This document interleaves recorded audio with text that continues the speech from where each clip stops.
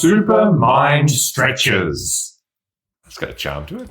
It's done a sort of separating two-tone thing, the tea, because it's ginger apple tea. So as I starts jiggle off a little golden, the tea bag, brownish, it's golden mixing. brown. And then there's a bit of red. Texture like sun. You remember the Lipton ads? Love those people stirring and jiggling, making that Lipton tea. Look at them jiggling. Look at them wiggling.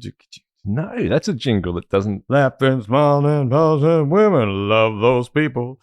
I love it, but I've not heard that. Making that Lipton tea.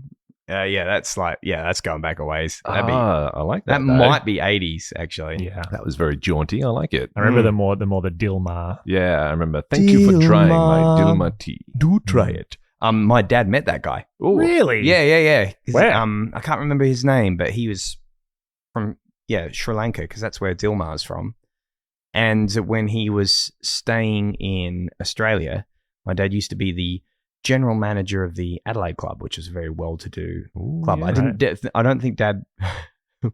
I mean, there's no bridges left to burn there. I don't think Dad had much time for the members because it was very snooty. Right. But he was a good general manager, and he met Don Bradman and and the Dilmah tea guy. He said Don Bradman, great cricketer. He didn't really. He thought it was a bit, Pompous. bit pompous, Yeah, but he thought the Dilmah tea man was just one of the loveliest people he's ever met.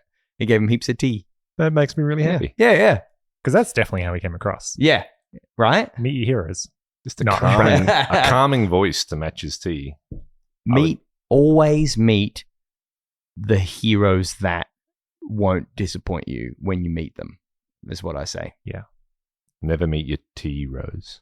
No, that doesn't matter. Well, we'll workshop it. What do you call this hour, Brendan? The witching hour. No, God. that's not what I call it. We But got Tommy sitting here checking our watches. I waiting for was you. late, wasn't I? What's all that Sorry. about? I was chatting to my brother on the phone, but I was doing that thing where, if you know someone really well, you're just kind of like hanging out on the phone. You're not actually talking. Like, he would ask me a question, I'll be distracted by something, and then I'll ask him a question. He was distracted by his Formula 1 game that he was playing. And I was trying to get today's Nerdle, which I still haven't done because I'm not very good with the ones that you have to divide by. You have to divide a larger number into a smaller number. I'm not very good with those. So Nerdle's the maths word. Yeah, is it? it's like it's good. I find it. It's just What is it? You can't- a little arithmetic game that I do in browser every day. We'll figure it out right now. We'll figure it out right now. Yeah. All right. Give us the All numbers. right. So the numbers We'll are a beautiful I've mind tried, it. I always have Okay. a starter. I have my starter because there's how many positions? 8 positions. And you've got to type in 8 tiles, so imagine Wordle, but it's 8 across, and there's 6 chances. And you've got the operators plus, minus, divide, times, and an equal sign you got to put in there. There's only like 3 places the equal sign to go. So what I usually do is try and nut it out by going 2 times 3 plus 4 equals 10. That's my starter because you've got 0, 1, 2, 3, 4, Mhm. Perfect. and 2 of the operators to knock out straight away. So it's kind of like guess what number you're thinking. Guess of. what? Yeah. Yeah. Except not at all. So I can see we've got a green lit up 6. Mhm. So you got the 6 in the right spot Mm-hmm. Yeah. at the front, Yep. and then not another 6 though. Not another 6. That's correct. Wait, is it like Hangman but with maths? It's sort Or- of. Yeah.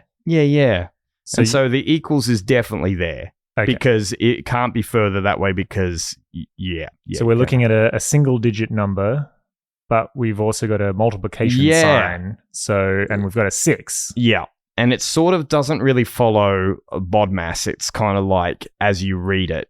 It does follow BODMAS like between the multipliers and dividers happen first, and then it processes the addition and subtraction. But if you've got, I've already knocked out the addition, and I don't think. So we're very likely actually, to have I a haven't knocked negative, out subtraction a yet, have minus I? straight after the 6, perhaps. I haven't knocked I'm out not subtraction following this at yet. all, and I can barely see the screen. So Yeah, I'm it's really definitely trying to follow this testing like a our- podcast You know what, audience, and I'm like, I might do even- that later because I thought I'd knocked out the subtraction, but I haven't. So it's probably a 6 subtraction minus thing. Here I something, was in my something, head thinking that I had to do a You know what I do, Brendan? I just What? bring my brother to the podcast and we just chat on time Yeah. at the podcast. That's way better. That's a Welcome way better anytime, idea. Steve. That's a way better idea. But you had a no, busy it's- weekend though, Brennan. I did have a busy weekend, Ben. Thank you. Yeah, I had a ripper weekend. It was my birthday yesterday, and but part of my birthday present to my niece, who turned 6 a few months back, was to buy her tickets to see Beauty and the Beast, the musical, the stage musical. Oh, Beauty and awesome. the Beast. I saw it on a bus stop saying it was in Adelaide for the first time, and I thought, oh, she'll probably like that. And so I got that on her birthday back in April. I said, do you want to go to Beauty and the Beast? I'll buy your tickets and that'll be my birthday present. And she was pretty excited about that. And the date that we could do it was my birthday. And so I thought, and so I took Erin and Nora and her daughter Nora, and my sister Erin and daughter Nora. And then we all went together and it was magical. Like it really was. It was probably, in terms of stage production, it was like the best like musical I've seen. It was cool. It was phenomenal, and the dancing and the singing was just. Is it all the songs we'd know from the old animated one? Yeah, cool. So I haven't done an updated sort of. No, it's the Disney. It's Disney's, and it's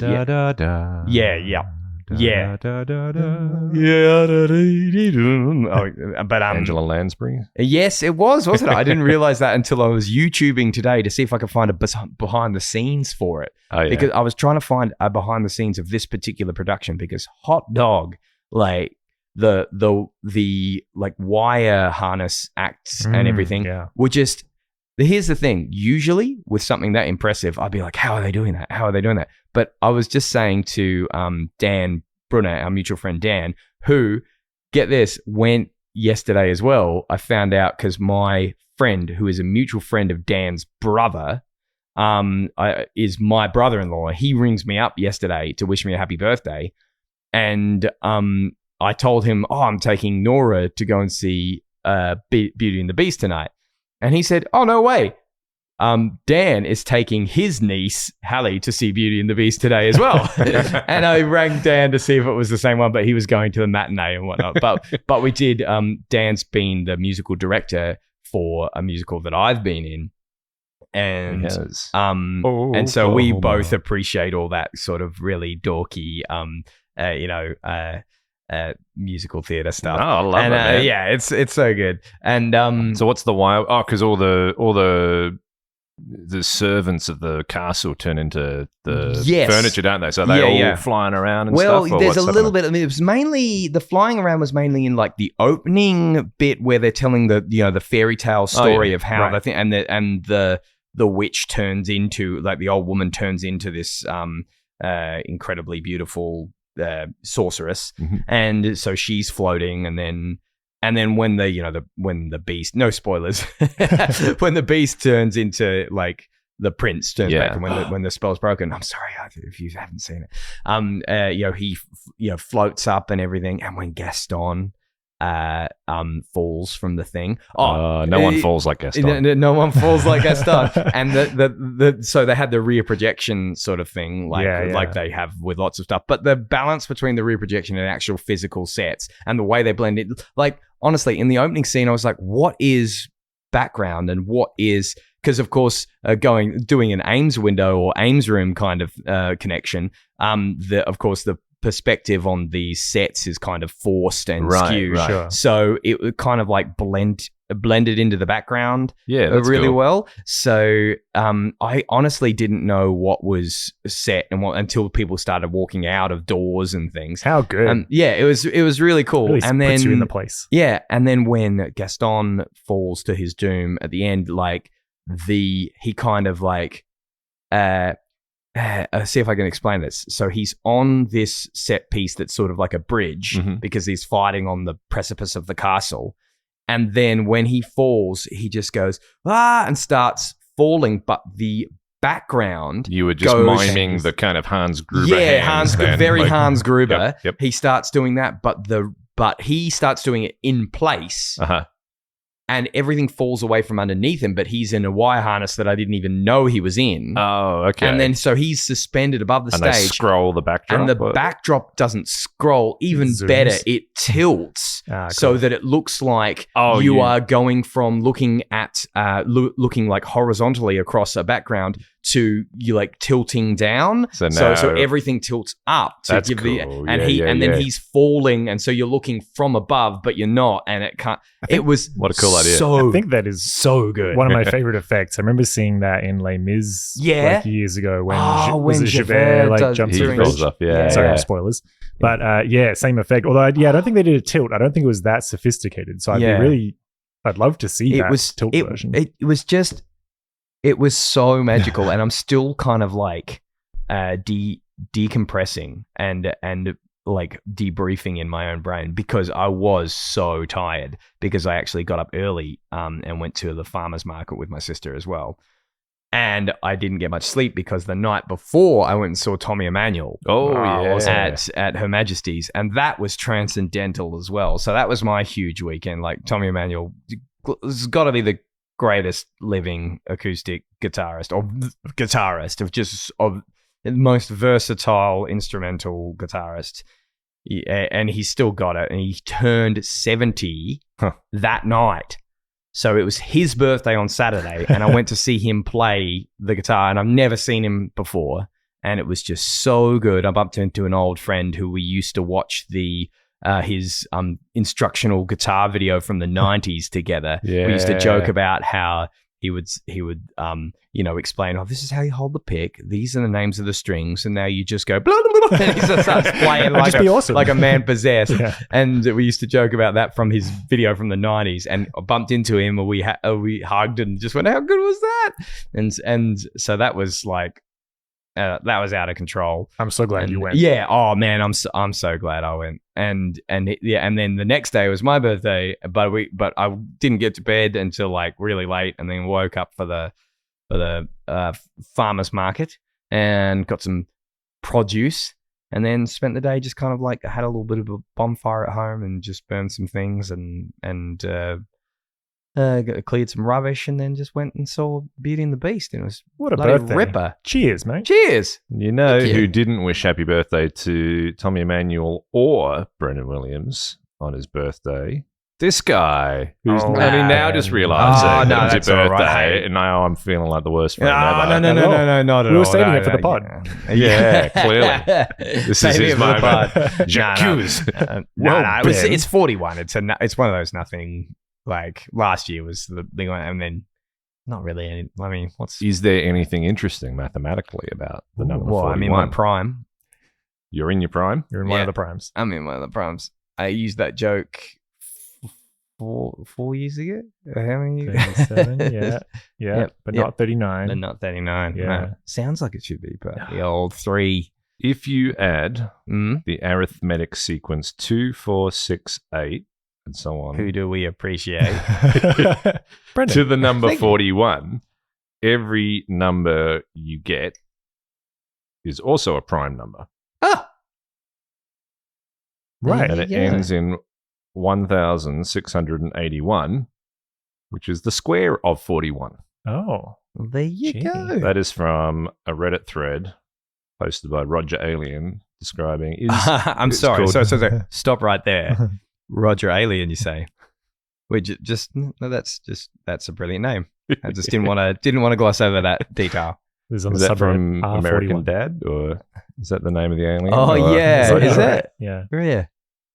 And is 41 the most amazing number ever? Oof. So there you go. Wow. This could be your most amazing year ever. It's off to a pretty good start already. Yeah, it is indeed. I'll say. Beauty and the Beast, Tommy Emmanuel, and now Super Mind Stretches. Oh, hey, here tonight with me, Ben Crisp, Tom Crisp, Brendan Williams. Oh, that's getting real smooth. Yeah, that was nice. Yeah. Where we talk a little bit about the Curiosity Show, the Australian science program from the 70s, 80s, and 1990. So technically the 90s, as well, I would say. Wonder how old they were when they started.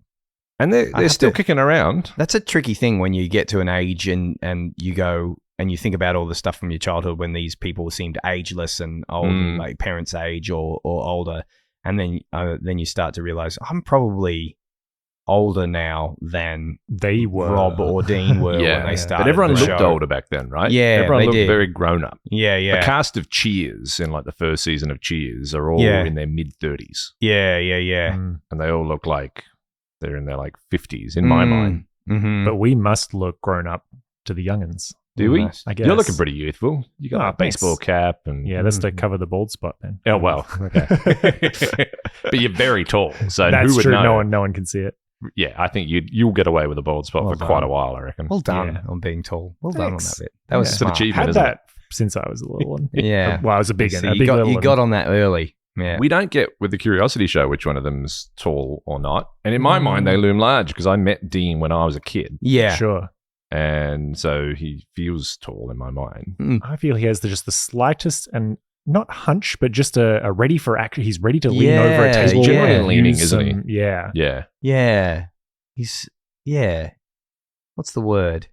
He's sort of at the ready. He's gone on like Yeah. ready to Poised. pounce. Yeah, poised. Yeah. like a steel spring. yes. Ready Yeah. to Dean uncoil. Hutton, the steel spring. like a a steel spring ready to explain to you the I can't remember the name of the principle about springs, but yeah. Yeah. We're ready to there's watch. a principle about springs. Yeah, it Oh, like provided it's like how it's sort of capacity provided it's not exceeded. It's something like that. Oh, Something like that. The Yeah, my dad parameters was like the yeah. radius and Yeah, the something like tensile that. I strength can't or remember what it something, was. Yeah, length. But yeah. I was on springs and tenterhooks there. What is a Mm. tenterhook? I I've was thinking ever it was a done good name for a podcast. Should we that. change the name of the podcast Yeah, already? it's halfway through. Four episodes in? This episode will come out and you'll be listening to Tenterhooks Yeah, with Tenterhooks. Ben, Tom, and Brennan. Well, an episode here, well, a clip, I should say, that's caught my eye here is outdoors. Oh, yeah. So we've lovely. got Rob outdoors here. Nature's Bulldozer and Speedster is the name Oh, of the clip. Do you I know know what this is I know about? this one. Yeah. Oh, okay. I have no idea. All right. Let's This is here. this is really interesting. Actually. Evening. Good evening. Got to get that theme music in. Evening. Great time of day and very good for some of Oh, nature's he wasn't smaller saying good evening. creatures. He was. Let me introduce you to a speedster and a bulldozer of the animal world. He's First just of all, sitting let's out have in a the look at park. bulldozer. It's a millipede. Oh, millipede. Oh. Now, millipede means 1,000 legs. It doesn't have Not a that. fan. as so some many hundred. of those They're in my very place in the small. winter. And each one is weak. Still, it's rather like having a few hundred children pushing a train. Each one's weak, but together they can accomplish a lot. Ouch. So that's the bulldozer of the animal kingdom. Those It has kids to have pushing a strength to burrow through the rotting compost in which it feeds. Oh, so much for the bulldozer. Let's have a look at the other one. Here's a centipede sheltering in a garage here.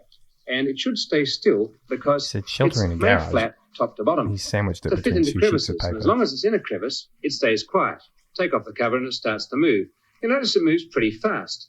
It's got legs on the side and they're Chasing it long. around with a pair So of this is tweezers. built for But it was speed just or hunting perfectly happy rather sandwiched than in between slow, those pieces powerful of paper. burrowing. I won't touch it because it can bite. Well, centipedes and Drops it millipedes in. both have legs with some peculiarities that yours and mine don't have. See, when we move legs or arms, we use muscles. And we use muscles to flex them, and we use muscles to extend them. Pointing to his The millipedes arm, and centipedes pulling it back only and have forth. muscles Showing off to the guns. flex them.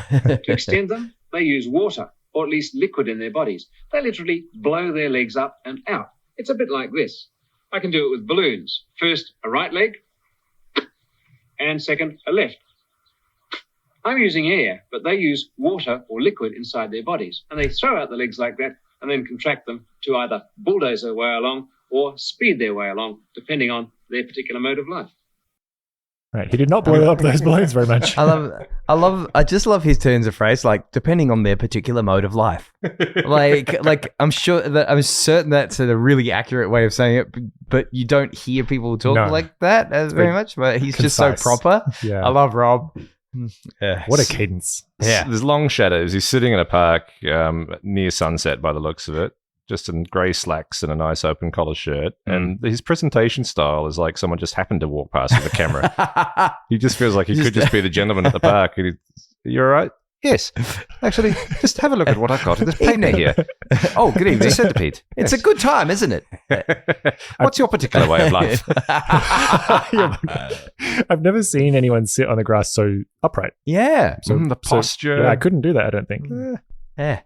God, I love it. So Yeah. the Bulldozer and the speeds, and then I didn't know. So there's kind of a pneumatics at work. Yeah. And insect. Did he say that was every kind of arthropod kind of insect? We said insects don't use muscles like we do, Sure. expanding and contracting.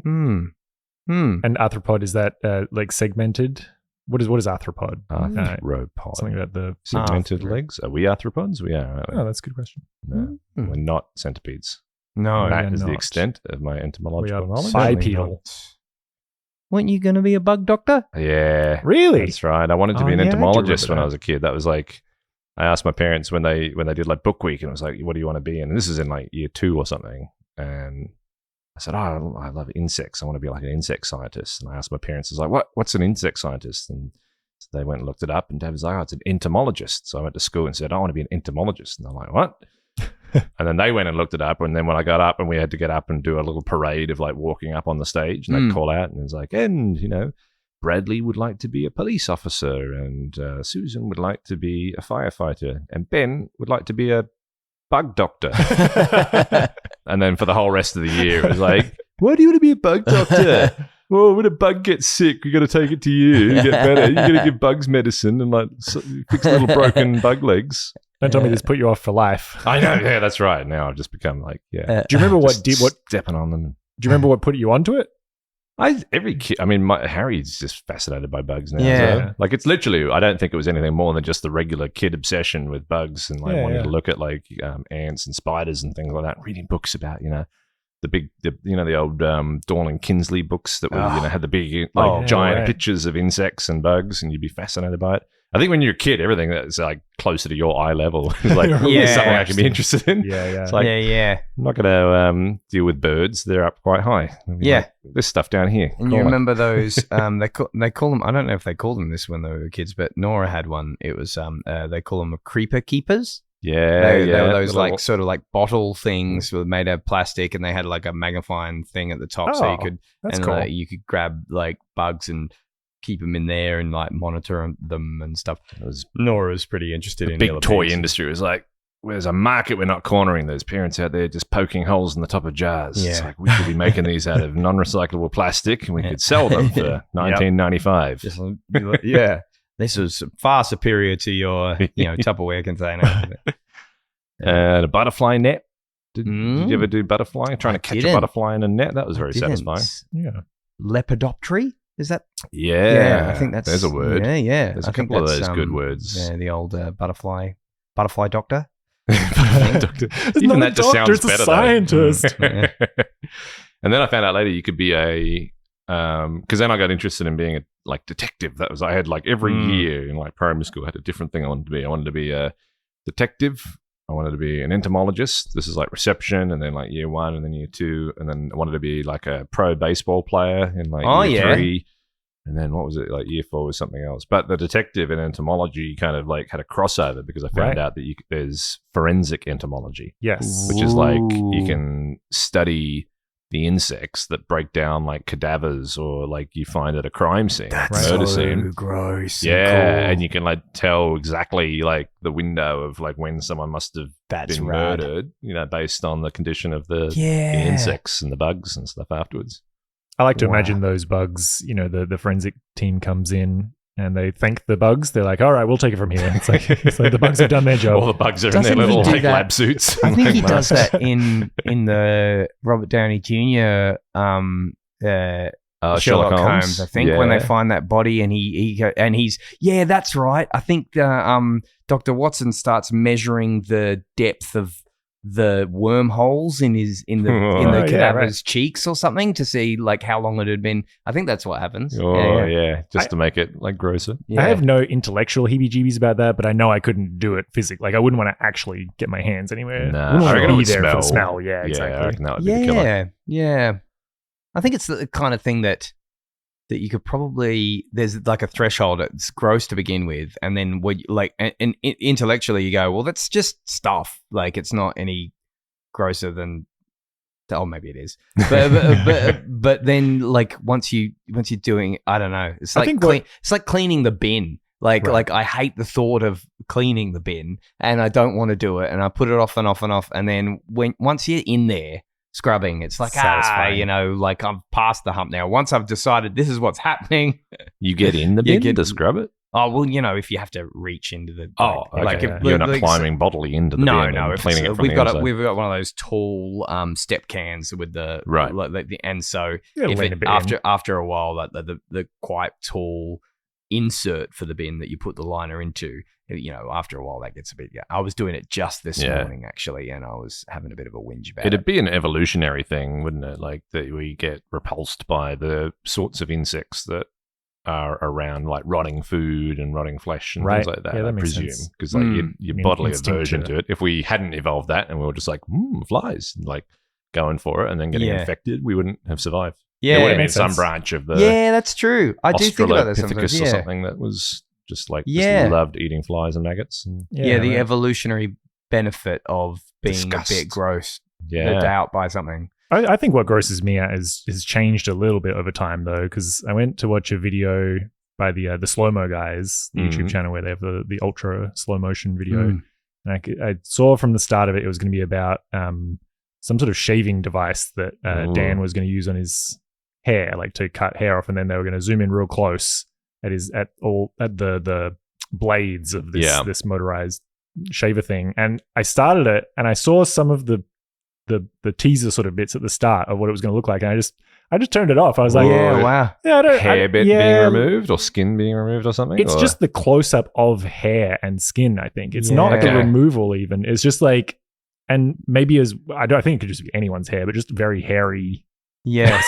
Skin as well. He's like, a hairy guy. Nothing against Dan, but like I was just like, and it was fine. Like I'm like, this would be interesting. I love close-up stuff. I don't even mind slightly gross stuff. But this, I was just like, I don't know why, but I really don't want to look at hair up close. You learned something about yourself. Yeah. That's and I don't think that used to be the case. So I'm curious what else is changing as I make my way through my 30s. Late in life aversion to close-up hair follicles. Yeah. I often think about that Australian movie Kenny with Shane Jacobson, where he plays the sort of mobile toilet facility delivery and maintenance person, and he's just such a happy guy who's just over it. Like he's just doesn't understand why people are so like. So he kind of understands why people are so squeamish about it, but he's past that threshold, and like, and I often think about that a little bit because living in the hills. And we actually have our own, without getting into any details, I won't go much further than this, but we do have our own septic. And sometimes some maintenance needs to be, something needs to be tended to. And it's an awful thought, and you don't want to do it. But then once you've made the decision to do it, you find like the first 5 minutes, you're just like, this is not what I wanted to do today. And then once you're doing it, I suppose it's like changing nappies. Like when it's just what's happening, then you just like, when you realize it's just stuff. Like, kids will gross you out. And then when you're sort of like, and then you see parents who are squeamish about that stuff and just like cleaning their kid's nose and like just checking their pants. Like, oh no, you've done a poo. Time to, it's just once you past that threshold. The advantage of changing your own kid's nappy is you've got the most adorable thing in the world staring at you and laughing at you while you're doing it, usually peeing on you, depending on if it's a boy or a girl. But you can get past the fight or flight response. Yeah, speaking of evolution, you are programmed to love this thing for its own benefit. And so, there's that as well. Yeah. Mind you, there was no nappy changing in the prehistoric period, was there? No. So I'm not sure how we... we're having to overcome a little bit of the lizard brain. Yeah. Here. No one liked the fart or flight. Oh, I didn't hear it. Fart or flight. Yeah. You threw it away. You played it so soft. Yeah. This is subtle. And this is not a nuanced audience. Yeah. Glad I bet it back. on re-listen, I would go, oh, that was... I could always go back in, like when we edit this, and just put a fart sound effect there just to really emphasize it. Yes. It's layered. You should be re-listening to this podcast. Yeah, that's right. Yeah, you pick things up on the second time around. Should you listen to it third time? Sure, yeah.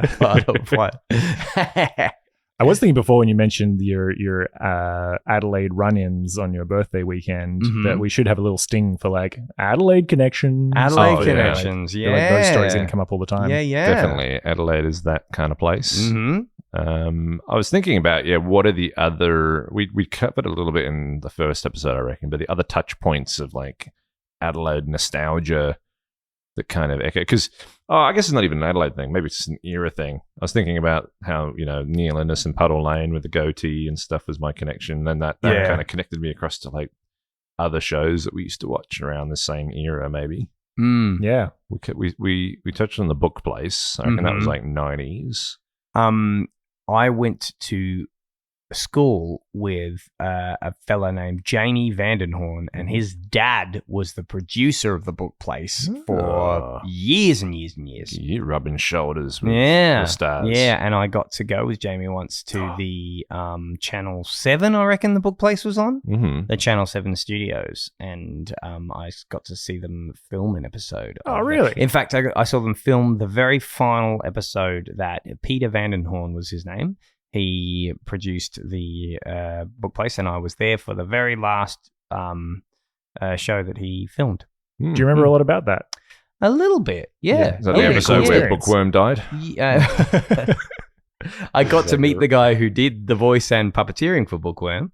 And it's funny because I think "chukas" is the phrase they use in like in theater and on telly. When you instead of good luck or break a leg, they say "chukas." Right. And Peter would call out "chukas" before every episode. He'd done it every episode he'd ever done. He said "chukas," and he was like not on set when they started filming the last one. And it was like, oh, where is he? Oh, we better And they said, oh, let's move along. I think And then right at the end, they'd taken the last shot and they turned the camera off and he was sitting there and he went, "Chukas," and just like right at the end. And it was pretty nice. Yeah. You'd be all about the chukas now with your musical theatre. Yeah, I've dished out my fair share of chukas to people. Were there any musical theatre like superstitions and stuff? Was there any of that sort of I thing don't know. I think it's probably a little more relaxed than I feared. I was because I was the new guy and I've only really ever indulged in hazing. No. Like I was like, what's bad? Like, is there a thing that you're not supposed to whistle in a theater? Is that something? I feel like I've heard that somewhere. Yeah, but I'm such a whistler, so I was in the theater whistling, and then I'd be like, "Oh no, Brendan, don't! You just don't know." Like I'm not sure if this is bad. Like and I go when I'm doing something new, I tend to go really, really quiet and just turn into an observer because I'm so what's okay? I don't know what's okay. It takes me a while to get relaxed in the new arena because I'm so sure that if anybody's going to make a faux pas, it'll be me. Like, I'll whistle and then they'll get me to, because theater kids are weird. They'll make me run outside and spin around and put a fruit bowl on your head or some crazy thing to dispel this nuts sort of. You should just tell them, no, I can't do that because that's again, I have my own superstitions, and so I can't run outside and run around in circles. Oh no, I'm stuck.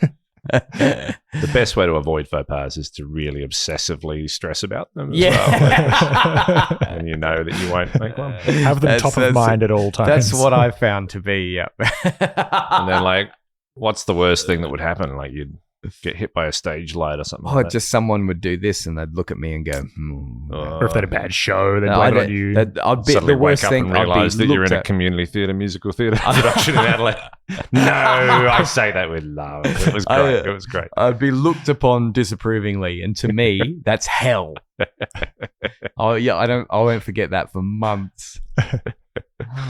Loosely connected to our Nature's Bulldozer and Speeds, thinking about insects and like the strength and the mechanics of insect bodies and stuff like that. There was a Veritasium video. I don't know if it's a recent one. It just popped up for me though, but it was I only knew this from that Vince Vaughn movie, The Internship, the Google movie. Right, I never saw that one. Yeah. They asked them an interview question, which is like, crazy Google interview question kind of thing of like, you get shrunk down to the size of a nickel and get put into a blender. You've got 1 minute before the blender turns on. Have you heard this? Yeah, I might have heard this one. I haven't heard so that it's one. like they're not exactly lateral thinking puzzles. Or maybe that is lateral. But I guess they're a question to ask someone that doesn't have a clear answer, and I guess they're interested in how you'll Creativity respond. or Yeah, like your they actually process. on Veritasium it was good because they interviewed a woman that used to run the interviews at Google, so she kind of cool. explained like why they asked those questions and stuff.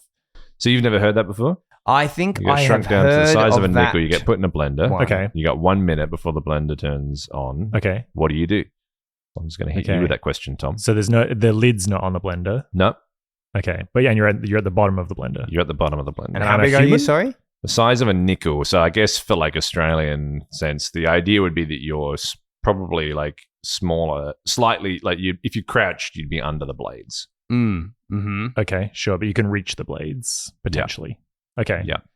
But we're humans. We're at human You're size. human, yeah. Okay. Yeah, that is interesting because I guess thinking about these millipedes and about muscles and how muscles would work at different scales, I wonder how human equivalent scale muscles would work at that size. And Yeah. whether you could get any special advantage from the muscles at that scale that you wouldn't get, because like I'm thinking of the size of your forearm to your upper arm, and if you like thinking of Rob Morrison flexing his guns, doing that motion, As I often do. how much extra torque, could that be the right word? Like at that size, you can leverage for your weight as well if you've got the same scale. That's exactly Yeah. what they went down the path on Okay. Veritasium. They said the best answer they'd heard was that you could just jump out. Yeah, Right. right. They I was- said because if you got shrunk down that size, but then they what's the host of Veritasium? Derek something. Yeah, Fuller? he had I like it because he kind of had the same issue I had where it was like niggling at him, and he kept on wanting to come back to it, being like, I'm not happy with that answer. But they talked to like biologists and physicists, and they're like, the bit that I thought was interesting though was they were saying that animals like a horse, a dog, and a squirrel will all jump to roughly the same height. They'll all jump to about like 1.5 meters height. Okay. Yep. Okay. And they're like, that's interesting because obviously there's a massive size and weight disparity like, Yeah. across that spectrum. And yet all their maximum jump heights level out around the same. Wow. And the maths they did was because the way that your muscles work is that your muscles are like lots and lots and lots of little interconnected fibers or little parallel fibers. And they work by I'm trying to make a muscle fiber with my hands, and I don't really know where I'm starting at this point. I need a balloon like Rob. Yeah. Kind of looks like a balloon inflating and then like, compressing as well. Yeah. But the point was that the cross-sectional area of a muscle is the Yes. thing that gives it the strength. Right. Yeah. And so when they were doing the maths on it, your volume of the animal or the volume of the thing is decreasing at a cubed relationship versus a squared relationship of the cross section of the muscles. Right. I think I've heard sort of the inverse of this when they talk about how big dinosaurs can get. Oh yeah. And because the weight of the dinosaur gets bigger, and the muscle volume is getting bigger at a faster rate than the cross section is. So they wouldn't be able to hold themselves. So that's like Yeah. there's a hard limit limit to- on how big Yeah. animals could get. Right. So I think, or that's how where I've small heard they that. can get. Yeah. But Yeah. you get the sort of equivalent inverse benefit from shrinking down. Yes, that's Yeah. it. Yeah. So they said Cool. if you shrunk to the size of a nickel, a human should be able to jump to about 40 centimeters, Okay. Yep. which is like a huge, that would be like. I've seen some big blenders. And then they went through like That's air huge. resistance and all this kind of stuff. But then Yeah. Derek's problem with it, like they went to a biologist, and the biologist started talking about, but you can't shrink. Where does your suspension of disbelief Right, in right. the given facts of this kind of fantasy start and end? The you need physicist's blood problem to was like you pump. can't shrink a cell. Yeah. Right? Right. Cells are just the size of cells. And so if you're shrinking the human being, then presumably it's the same kind of human, but just made up of fewer cells. Right. You said, then I've got a problem with your lungs cannot operate with the balance, the delicate balance, like air pressure balance that your lungs Sure. operate at doesn't work if you Right. shrink the human animal Be down too fragile. small. Yeah. So you don't have enough cells in your brain at that size to have the equivalent brain capacity and ability. Yeah, Because we've got one of the largest brains in relation to our body size of any animal. sure. And Yeah, I think that's yeah. a direct relation to the fact that we can do all this higher order thinking. Yeah, Like an elephant's brain is not that much bigger, and a whale, the blue whale's brain is not that much. Is only like 3 times larger than a human's brain. yeah. But It's their about bodies the are ratio gigantic, of like- brain size to body size. Yeah. Yeah, right. Yeah. This guy must have hated Ant-Man. I know, Yeah. right? Now, Smashed his TV. Just the interview. There's TVs in the background. now I'm interested though in if you were that small and you fit under the blades, what happens when it turns on? Do you get sucked up into like a vortex? Some people, talked about that. Or like, could you jump on top of the blades and use the wind, like the air? Like, would that like Yeah. blow you out of the blender? grip the Or- central sort of thing and just spin around really fast underneath. Mm. I would almost certainly die. What are they making in there? Is it a smoothie? I might I stick think it's around, empty. see what it tastes like. Oh, see if it's empty. Wait till just jump at the exact right time when it turns on. Just get spun out. Yeah, it puts me in mind of a couple of things like Steve Mould and Matt Parker were talking about. They did a Q&A when Steve Mould reached 1 million viewers, 1 million subscribers on YouTube. And one of the questions was, would you rather fight, a horse-sized duck Oh, yeah. or 50 duck-sized horses or something like that? And then they asked that question. Well, hang on, if it's a horse-sized duck, have they blown the duck up because the surface? They said like the surface area increases by the square, but the volume increases by the cube. So it's like it kind of Falls over. and so it was that cross-sectional thing again. And then I also heard in like a Matt Parker Wait, so why does that relate? Why is that a problem with just like blowing a duck I think up? they were thinking about the weight or the strength of it. The strength Like, of the duck. Will the Okay. strength of the duck, will it be stronger? I see. I can't 'Cause remember exactly what it was. I didn't even think about it the other way. Like if you took a human and Yeah. enlarged the human, you're going to Yeah. hit a point where we can't support our own weight with Yeah. our own muscles Yeah. or something. Yeah. Would that be right? Yeah. Yeah, interesting. Yeah. And then they were talking about I hate Matt- Ant-Man even more. the other way. But Matt, in one of Matt Parker's lectures, somebody asked him a question about like a science like experiment once they were testing the effects of like cocaine on elephants or something, and they're trying to How do you figure get that past? How do they get the grant for They're that? trying to figure out how Working for the much CSIRO in the 80s. I think they really, really, really hurt this elephant because they Oh. tried to They wouldn't give him any calculate. more cocaine. They Hurt his tried to feelings, so- calculate how much cocaine to give him, and they did it by like body weight, but really, like they gave him way too much Oh. because it was all about the surface area of the stomach of so they Mm, times it by body yeah. weight. Yeah. But it was, but they shouldn't have done that. It was just kind of. I think they Didn't have enough understanding. the elephants was mistreated in that Yeah. situation. That sounds Found him kind in of a casino like hours later. But it's All these Steve women Mould and does just like money. trunk all the way around 3 of them. Flapped his As, Say hello to my little friend. Steve Mould does Steve Mould does another great video.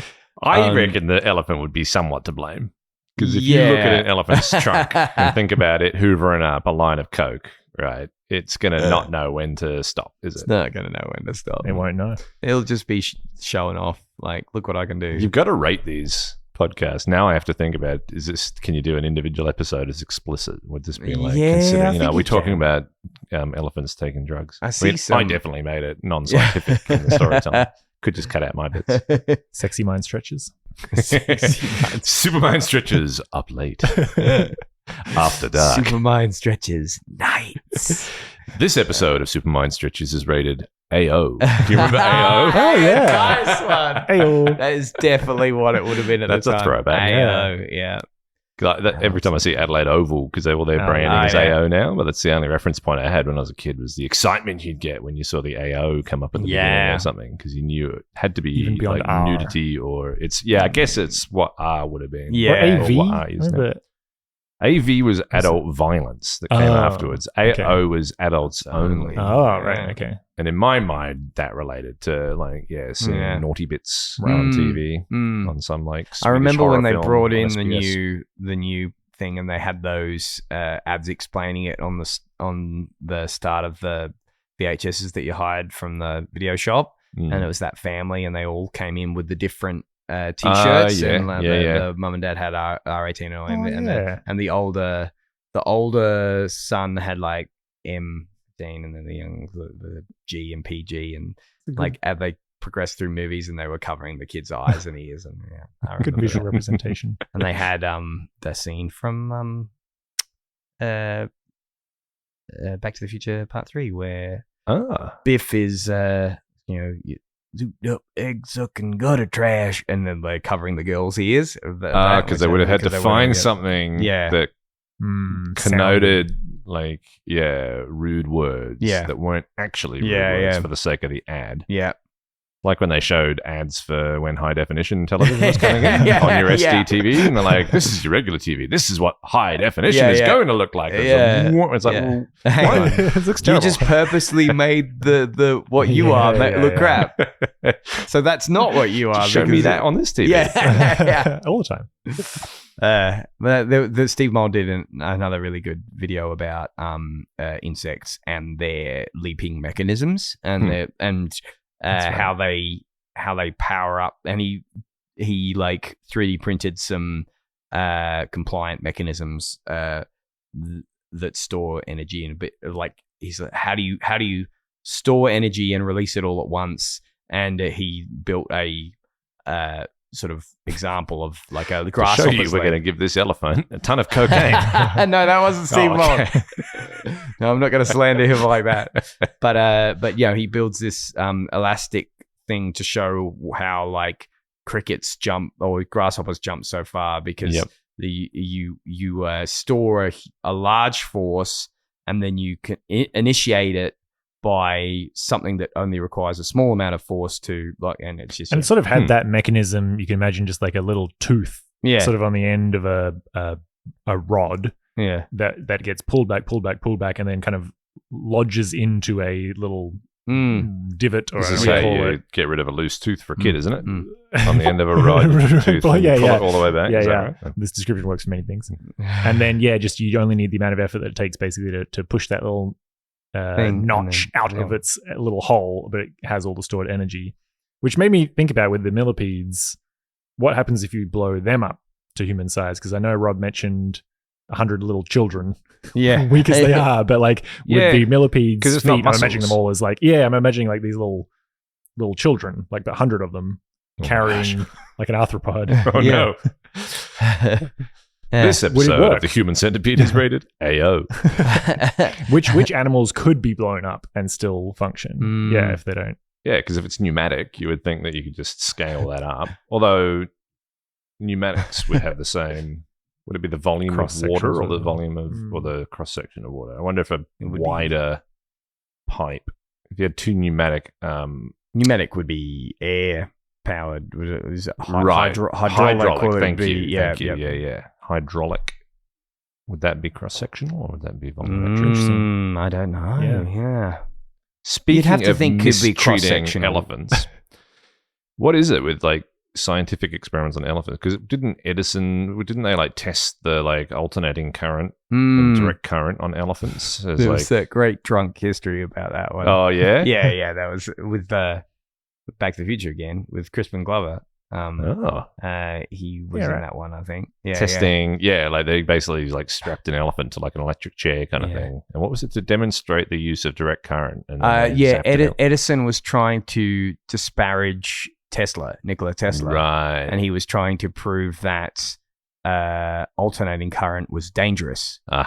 and his direct current was much better and safer, and and so he was using alternating current to electrocute. Zap an elephant. Yeah. And then the third example of mistreating an elephant was, I'm pretty sure there's a story of the Glen Osmond railway line, which I don't think is there anymore, but in South Australia, when they were building one of the early metro railway lines, they got a elephant that had retired from the old Adelaide Circus. Oh man! And they used it to So he's already haul had a crap time through Exactly, his life. right? Yeah. So his retirement job after the circus was to pull sleepers for the railway. Grief. Yeah. Yeah, you'd feel like that story would be reversed. He'd be hauling sleepers and then go, I'm leaving, I'm joining the circus. Running away to join the circus. Running away Yeah. to the circus. It's a sad story either way. Oh, dearie me. All right. Now, Oh, to bring some controversy in and then clear it up, because we got into a tizzy last episode or the episode before when there was the story about the king and his rug. that was last episode. Yeah, do you remember? And we were Yes. talking about, and then I don't know if that ended up making the pod though, did it? Because we lost some of the memory card. Which I think bit we did just we lose? missed it. Yeah. We're going to have to recap this Okay. from memory. We were all here. I was looking amazing. You guys were looking terrible. I mean, that's how I remember it. Yeah, anyway. yeah. Me too. And then Deane is telling a story about a king who had a rug that got burnt and then threw out the challenge that he'd give away half his kingdom in reward for anyone that could repair the rug, but only with 2 cuts. And a cut just meant one continuous cut, but it could be zigzagging, and that ends up being the solution to the riddle. Yeah, yeah. Then I went on a weird riff about how there was this sort of Orientalism at play in the 80s and stuff, and saying that he was talking about a sultan when there was no sultan involved in the story. Yeah, quite he was just rightly a at the end of faraway his- land king. You Yeah, said, right. was it a sultan or was it just a king? And we went back and there was egg on my face. yeah. But then I realized that the one Curiosity Show segment that I did remember is this King Solomon circles, Oh, which is still not exactly a sultan, but this idea of King Solomon. the oddness Yeah, yeah. of these kind of historical yes. king stories and stuff. So let's watch King Solomon Yeah, circles. let's. Oh, let's please.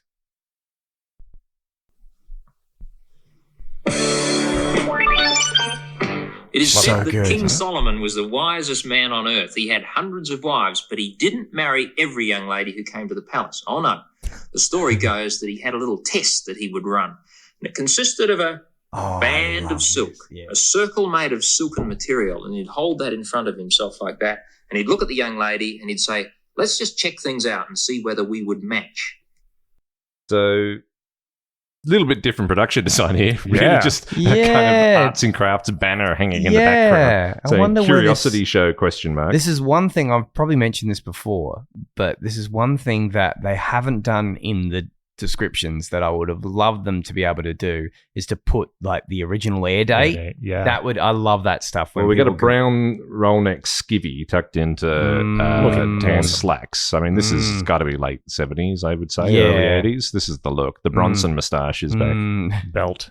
And I guess just a bunch of school kids have made the poster in the background. It looks like something that a very new band would put up behind Yeah, themselves. yeah. At a, Yeah, someone's little sister has made this poster for the Yes. band. Curiosity Show. isn't a bad name. That's for a cool. band. Yeah. It is, isn't it? And he's And so he'd then place his fingers through a hole in that circle of material, and he would tear. And if it tore into 2 circles, he'd say to the young lady, well, obviously our lives are separate and should remain so. Goodbye. And she'd leave the palace. You might say, well, that's crazy. It's a wonder he ever married anybody. Wouldn't that happen every time? No, not every time. Occasionally something strange happened. He would take that circle of material and he'd place his fingers through a hole in it like this, and he would tear. But as the tear got to the other side, something very strange seemed to happen. Look at that. Not 2 separate circles, but this time 2 circles linked together. And when that occurred, King Solomon said to the young lady, it looks as if our lives may be linked together someday, but separate circles. It's not ideal. Tell you what, I'll think about it. Come back in 6 months. You might say, well, it's still a wonder that he married so many. Love the heads. Well, the presentation is the story excellent. goes that occasionally when he tore the material, something else happened. Watch this. They tear the circle, and as the tear gets to the other side, something incredible happens. Look at that. The two circles become one large circle. And when this occurred, King Solomon said, obviously, our lives should become one. We are completely compatible. Let us go to the temple and be married. Well, it's an interesting story. Not true, but it's a trick that I'm sure you want to know how to perform. I do want to know. Here's what you do. Start with a strip of material about I a think metre I know long the and properties 10 of centimetres wide. the Any sort of original circle material that he's will do, pulling apart as long as it tears that easily. cause those different At one end, results. It's a to happen. Möbius strip, isn't it? Yeah, one's I think one's Möbius, one's 3 like a double slits Möbius. so with that it's two- divided into 4 pieces. But how there we you- are. At the other end, did it with the just same one slit thing. in the middle, so it divides it into 2 pieces. Then you're going to stick the ends together. You'll notice I'm using sticky tape. Oh, You could, okay. if you wanted to be fancy, use cotton and thread. Looks neater, takes a bit longer. But before I stick this end to that end, I'm going to give it a half twist. There we are. Twist it around like that. And then stick these 2 ends, these 2 little quarter ends, to the other side, which is twice the width. There we are. And I'll fold that over so that it sticks down securely. Now, this is actually a special kind of mathematical strip called a Möbius strip, after the man who invented it many, many hundreds of years ago. He was a German mathematician. On the other side, I'm going to do something that's very similar, but instead of just making a half twist, I'm going to make a half twist and then another half twist before joining. In other words, I have a full twist there. Once again, I join this end to that end. There we are. Now, it's almost ready to carry out the trick, but not quite. What I want to do to make sure they tear easily is to extend that slit back a little bit through the sticky tape and part way along the other side, and do the same thing on the other side where we have the second piece of sticky tape. And now it's ready for King Solomon. Now, the way to hold it is to put all those slits behind your hand so that the audience can't see them. On your left, you'll have the half twist, and on your right, you'll have the full twist. Goes around twice. For the first tear, all you do is to place your fingers in the middle slot, okay? So that when you pull it apart, you know what's going to happen. You'll end up with 2 completely separate circles. And then the one with the half twist, put it up on your arm. That's coming last. The next one to operate on is the one with the 2 twists. And to do that, once again, you find that slot, put your fingers through the middle and tear. But with this one, you'll have to be very careful when the tear gets almost to the other side, because that's when strange things happen. And because of the twist there, you'll end up with 2 circles linked together. And it does work. It'll work every time. Maybe one day. And the last one, remember the one Come that back in ended up 6 with a months. big circle? It has a half twist in it, remember? Once again, fingers through the slot in the middle, and then pull apart. And if you've done it carefully and accurately, you'll find that you get a full circle. So it's the double twist that causes the 2 interlocked ones. How bonkers is that? Yeah. I just love that. But the thing that threw me is that he did it all with the same one, and I think I remember that tearing like a circle down the middle will give you 2 separate circles. Tearing a Möbius strip down the middle will give you will extend into one piece.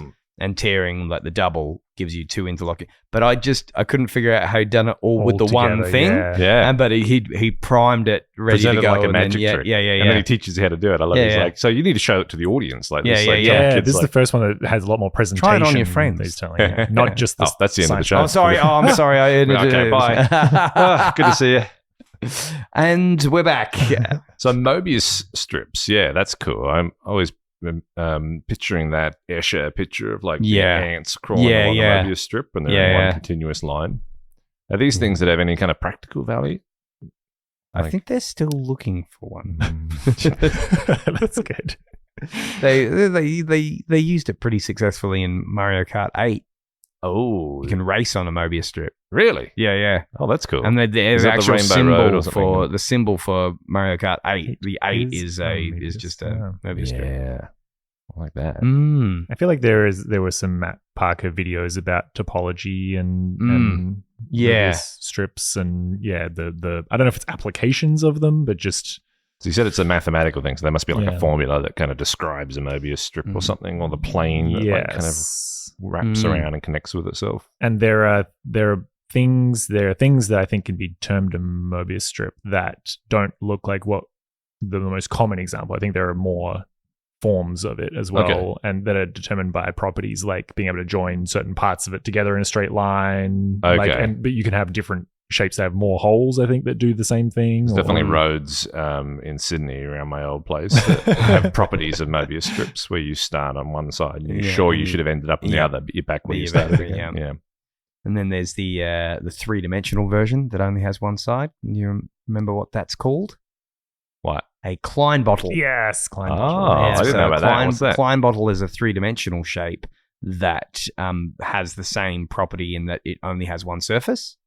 So the idea, like a Möbius strip, instead of a ring, which would of course have an outside surface and an inside surface, because of the twist, if you follow that one surface, it's just the one surface that goes all the way on the inside and the outside and matches up. And so that's sort of like, it sort of has to exist in.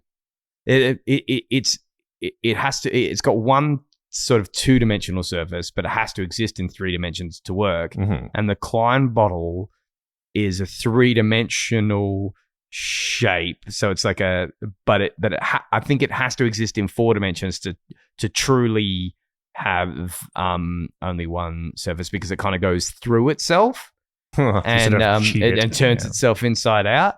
So you can't actually make a true Klein bottle in 3 dimensions without it passing through itself, which kind of cheats. But in 4 so you can't dimensions, like 3D print it or something. You can 3D print something like very close to it, but it has to pass through itself, but in 4 dimensions it works without intersection. Oh, that's cool. Yeah. Did you ever read Flatland? That book about like trying to, I guess it was trying to. I was literally just talking with Kristen about this last night. Oh, wow. And I said, Okay. I've got to reread it because I've got a copy at home. Yeah, but okay. I couldn't remember a whole lot of the particulars. But yeah, go on. Oh no, I was hoping that you'd fill it in. So my memory of it is that it's like a kind of story about a world where there's 3-dimensional. There's 2-dimensional shapes. That's right, and they exist in Flatland, and there's like different power rankings, like the more sides you've got, the higher status you have in society. Rad. So there's like, squares are higher than triangles, and hexagons are higher than squares, and circles are like, the ultimate, they're the kings and queens of the society. And then my understanding of the book is it's trying to help you understand 4-dimensional space, because it is these shapes are describing, well, what if we're not really 2-dimensional? What if what circles are is actually just a sphere in 3 dimensions, just passing through this plane that we all live on and making something that looks like a circle? Right. And so in the story, these Flatlanders tell each other stories about, well, imagine like a 1-dimensional world where everyone's just points or lines. Like we would, if we descended from our flatland into that line land, then, we'd all just look like dots or lines, right? Yeah. A square would just, descend through into that single dimension. And instead of having these 4 sides, you would just appear as, that line, and you'd just be a width. Yeah. And a circle similarly might just be like, a line as long as the diameter at its widest, and just a point when it's just at the tip. And so then they extrapolate that up a dimension. Well, what about if we're just, representations from 3 dimensions? So I guess the idea is that then we're supposed to imagine ourselves. Yeah. The person reading the book can go, oh, well, maybe I'm just a 3-dimensional space, but like a 4-dimensional being that's kind of here. I love the idea, and because you think about projection in geometry, where you can project a 3-dimensional vector, say, that has an x, y, and z coordinate onto a flat xy plane, and then the reverse would be like reverse projection, where you're saying you extrapolate out. And Kristen and I were talking about this, and I won't get into the particulars of why we were talking about this, but we were talking about it more in I used it as a philosophical metaphor for people being able to go through life and there being sort of a whole dimension to life, not talking in sort of a supernatural way, but just like a whole dimension of life that they might just be unaware of, and they're going along. And if you just don't even know it exists, then you won't. Sometimes we ask the question, why do they not think about this thing or something about when you're talking about someone? And you meet a lot of people like that working in retail, I think. Yeah. Right. Yeah. And it's not the people working in retail. When you work in retail, you meet yes, customers like that. Definitely. I should clear up. And the answer is sort of, well, for some people, it's like there's that dimension.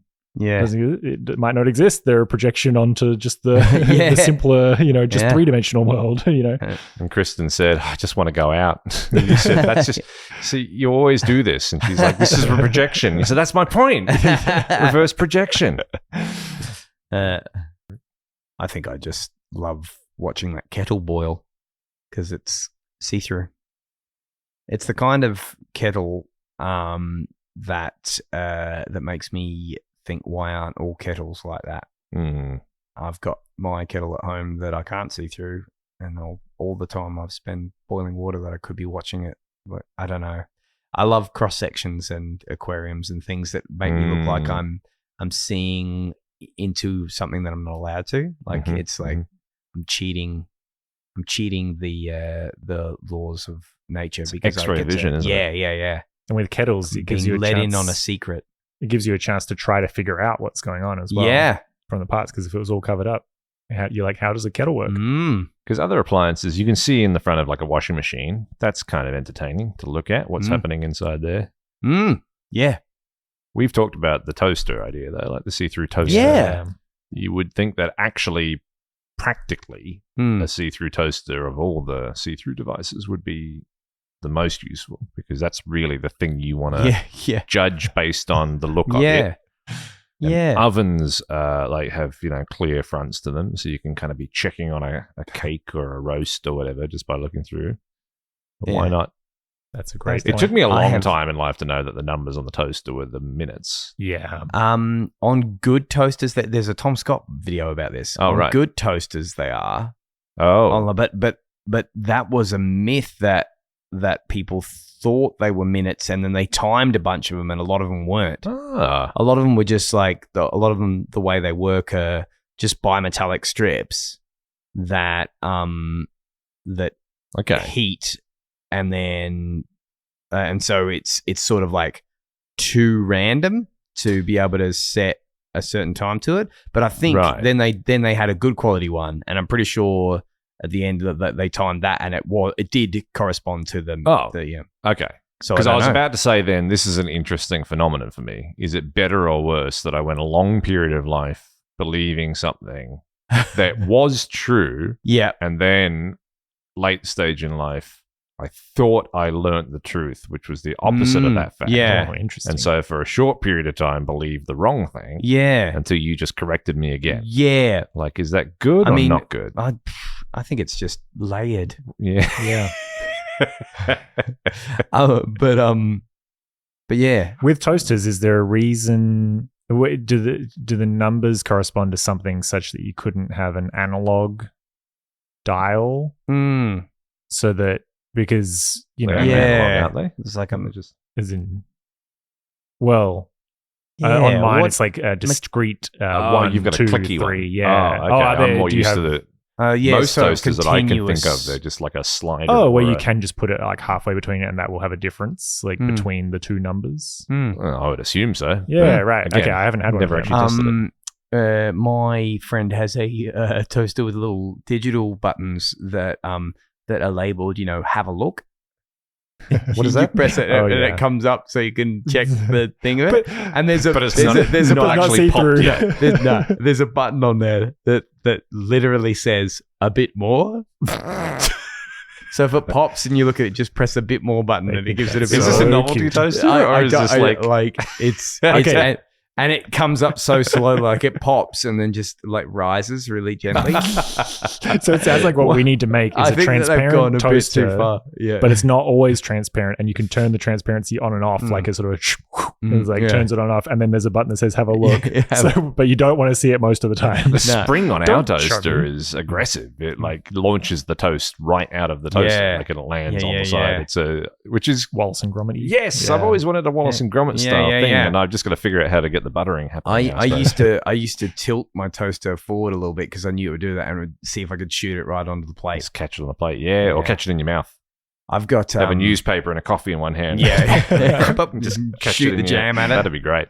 Yeah, I actually charge my knife with butter. Oh well, I don't eat butter anymore, but I've got the buttery margarine, the Nutellex, the Nutellex, they're really good. And like if I'm making peanut butter on toast or Vegemite on toast, I've got it ready to charged and ready to go, so that when it pops, straight on the plate, straight buttered, because it's got to be melty when you can't. No time to waste. Definitely. Yeah. Could that be improved on?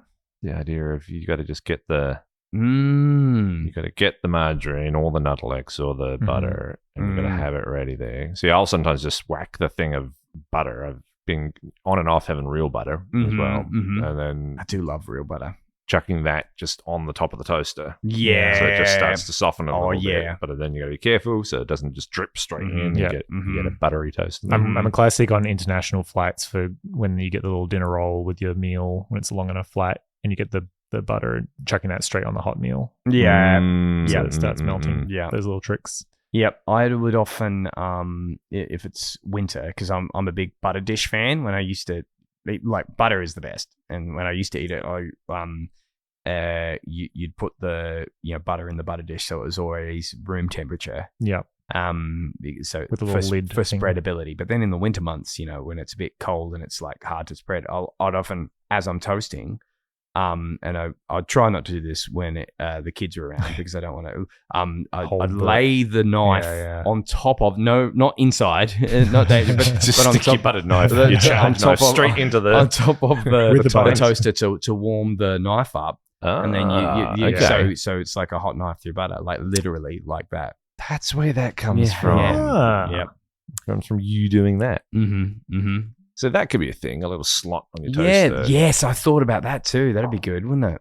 It would, 'Cause but it does- then it's it does- almost certainly it makes like it a bit weird. It inviting does- you to put a knife into your toaster. Yeah, then, isn't it? yeah, it's kind all of right, like- scrap that idea. Yeah, scrap it. And I guess the novelty of a see-through toaster, the problem with that is that you're not just seeing the toast. You're going to see all these electrical innards of the toaster. But They they, have a like charm. the things glow red, don't they? Like the Yeah. little things on the side. So it would look cool, wouldn't it? It would look cool. It would probably look a bit messy all the time, because there's All the no crumbs way. in All there. the crumbs. You're never going to be able to clean that fully. Yeah. So it's going to be charred crumbs at the bottom. But that might prompt you to clean it more. Yeah, maybe. More effectively, because you're actually seeing it there. Yeah. And it Yeah. might have that effect of like, what were the ones? Was it the old like bubblegum IMAX or Emax? Or whatever they were, that you could kind of see through them a bit. Yeah. Is that what? And Like, like a colored shell at the back. Yeah. Yeah, I remember those. or those phones, those acrylic like old school wall phones with the back in the day when there were Or when you cords got on phones and they the were like special see-through. edition re-release Nintendo 64s. The green. Yeah, they were crystal see-through. and see-through. So there was yeah. definitely, we wanted Yeah. to see the insides of these things. Yeah. Yeah, they were cool. You could just hide the dirty bottom. What materials Of the would you toaster. make them?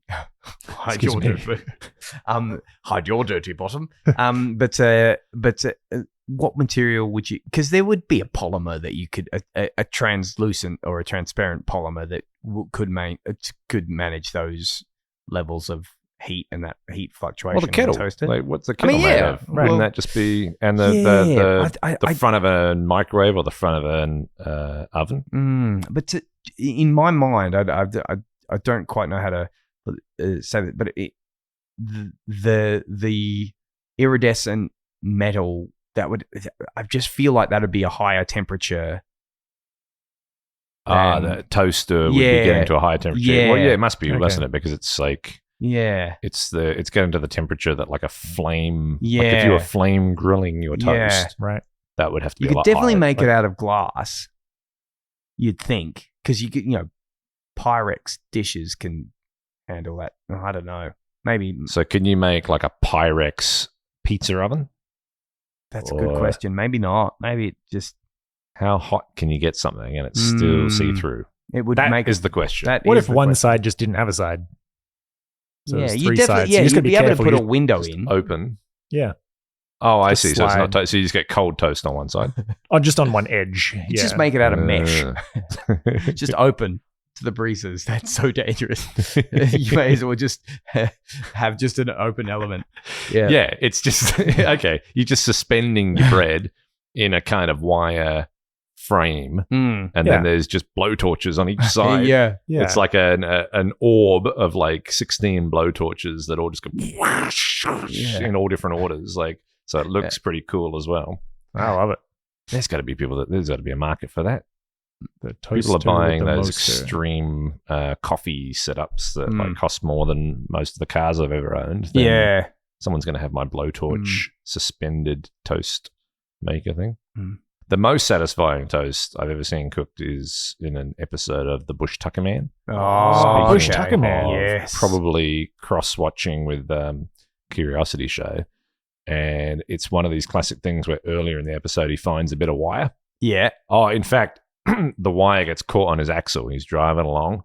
He's like, oh, got a bit of a problem with the axle here. And he goes under and he goes, see, that's the problem when you're, that's what you got to watch for when you're out here in the bush. And he's like, but I will keep that for later. And he chucks it in the back. And then that night, he brings out the wire and he's sitting there and he's talking about something completely different. And he's just shaping this bit of wire. And then it turns it into one of these little toast, Yeah. campfire toast Nice. holders. Clamps, yeah. But he's bent it in such a way that like he can do a little flick of the wrist and it will like flip the toast around and get the Oh. other side of it. Is there That's just the class. stuff. He turned a weakness into a strength. Mhm. Yeah. And is there nothing this man can't do? Now that is a show that is also now on YouTube that I think ABC have put on YouTube. Right That holds on. up surprisingly well. Yeah. I was Enough. wondering whether there'd be, political incorrectness or kind of non, yeah, that's 'cause true. he's a white guy going out in the bush, but Les Hiddens, his name was, Mm. and he was a army ranger, I'm pretty sure. He was a captain in the Australian Army, I think, and his job in the army was to travel through the top end and meet with First Nations people and Right. basically get an education. Oh, Get an education. And it was that's like, if you rad. think about it, it was like Yeah. sort of in the 80s.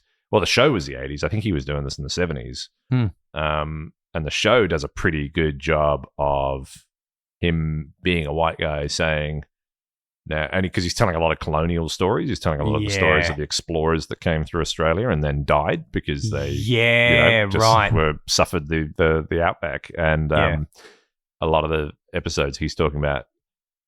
Now, if they'd bothered to learn from, the people that were here already, they would have known that there's actually food all around here, and it's like, Yeah. so a lot of it is about like the ignorance of white people and respect for, and because I was showing it to Harry and I was, thinking, I haven't watched this in a while and I just want to kind of like keep an eye on how things are being presented. But even things like he's, talking about, they were thinking very carefully about saying things like, and the people that used to like live on the land in these areas, it's like, and there's people that still live on the land. He's like, but the Aboriginal people in this area aren't necessarily living out here. They're they're working in the city and they're doing this and that.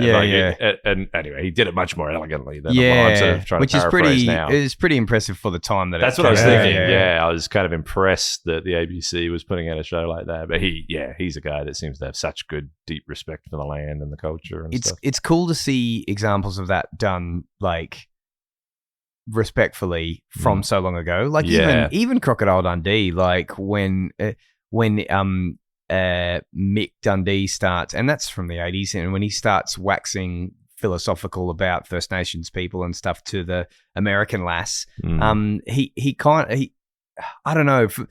I went in to watch that movie in recent years a little bit worried, like, what if they handle it really poorly? But I think this is just my perspective, but I thought it stood up quite well, and Yeah, I don't know. You can watch it for yourself. There's the moment in the first one he goes to the corroboree, isn't it? And then and the bloke's there, and his digital watch goes off. He's like, oh, gotta go. He's like, That's so I think they were doing a little bit of a wink, and and he just and he walks up and he goes, "Oh, I hate the bush." But the way when he says, "Oh,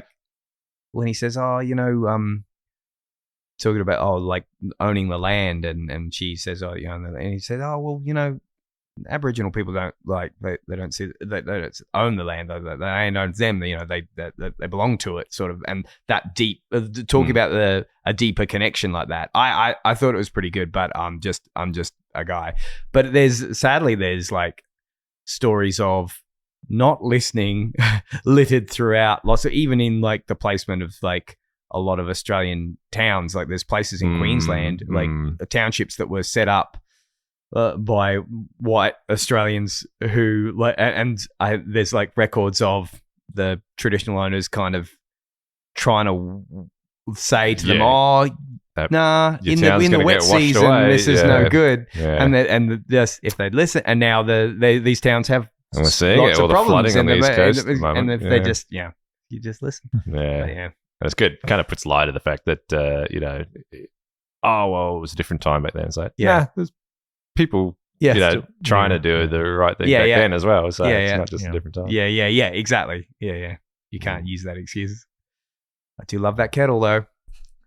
I was thinking of another thing that I reckon I learned from the Curiosity Show, a really eloquent way of putting it, because I always wondered like what the difference between like steam and water vapor and why you can see steam and stuff. But when the kettle's bubbling, those, like, I thought, why are there air bubbles? But that is the steam, like, because steam is actually, when people say, oh, it's steaming because you can see the steam, that's never actually steam. That's condensing steam. That's steam. Those are tiny little water droplets suspended in air because the steam, which is invisible, right? Because it's a gas. Because it's a gas, has started to condense again, right? And so when your water's bubbling, of course, the hottest part is down near the element, and so that part is evaporating, and you're getting bubbles of gaseous water, rising to the top. And then if you ever have like one of those old-fashioned boiling kettles, and I think he talks about this somewhere on the Curiosity Show, or maybe I'm jumping ahead. Maybe we should wait till we get to it. No. But when it's and I might sneeze, just forewarning. Such an exciting episode. But I just thought, because I always try to warn about a sneeze potentially coming, because usually by the time it's there, it's too late, and I can't warn it, and people wonder why my face is doing. Now we've got Chekhov's sneeze. But if one of those old style whistling kettles. Now it's probably gone. Now I just didn't even. You'll notice when they start to really whistle and the steam, quote unquote, steam starts coming out, that you can see. But if you look really close to the spout, which you shouldn't do. No. There's often when it's really boiling and it's really putting it out and making a lot of noise. Oftentimes, really close to the spout, there'll be like a centimeter or 3. Before you can see it, before it starts, because it, like, when it's really hot, jetting out of the thing, I know what you're talking about. The steam is there, you can't see it because it's the gas, and then when it starts to cool in the atmosphere again, then you can see it, and of course we've come to know that as steam because you can see it billowing, but that is as it's begun to condense again, and you've got I think you can call that water vapor. Oh, here we go. That's just Ben. That was good though. That was good. Thinking, yeah. Is there other elements that you need? I was wondering whether you need to do like a solid, stable one. If we had a 3-part whistling kettle sound, what would it sound like? I think you're a better whistler than I am, Brendan.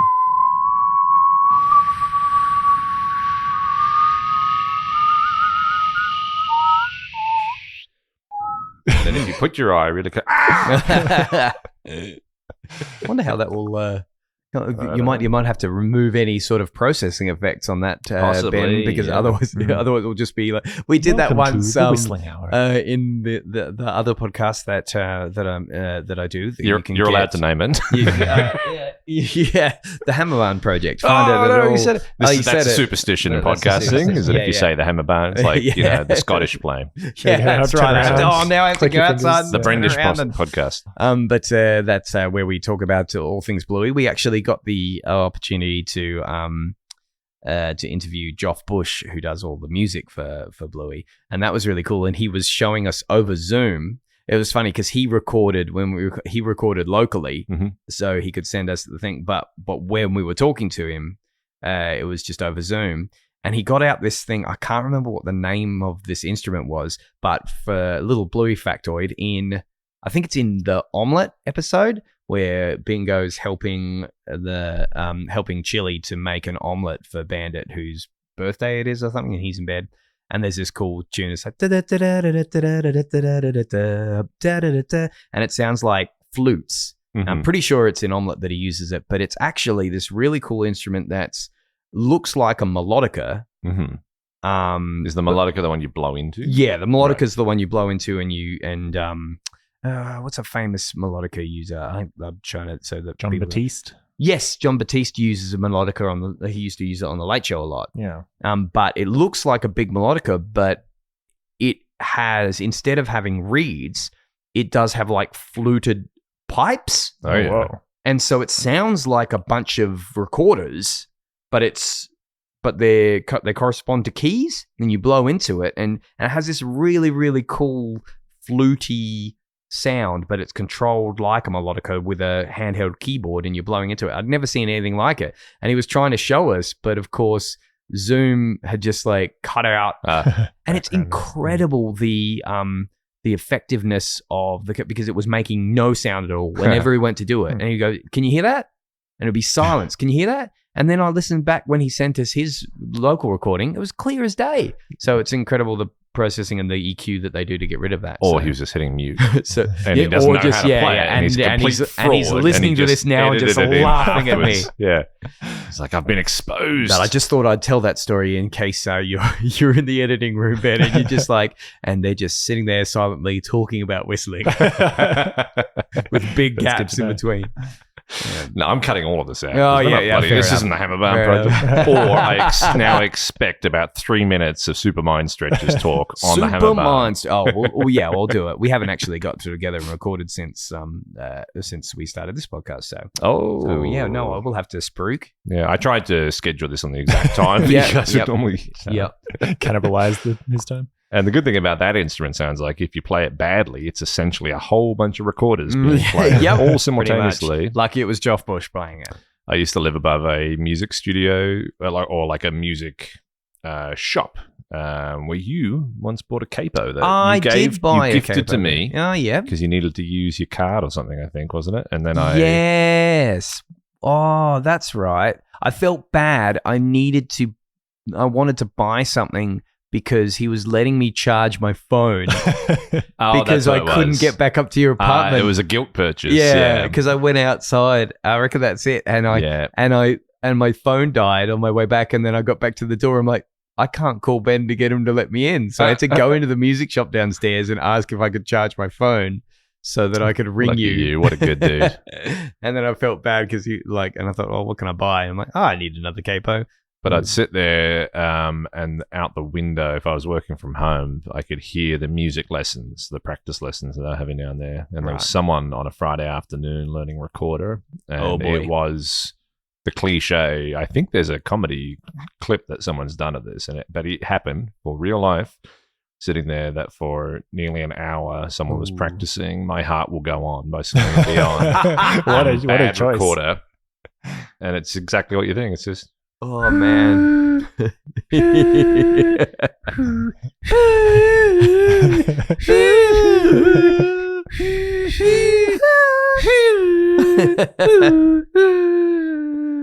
Magical. Speaking of melodicas, if you like, I think there's one of My Heart Will Go On as well, like a Titanic one. But my favorite is listeners, do yourselves a favor and YouTube Jurassic Park melodica version.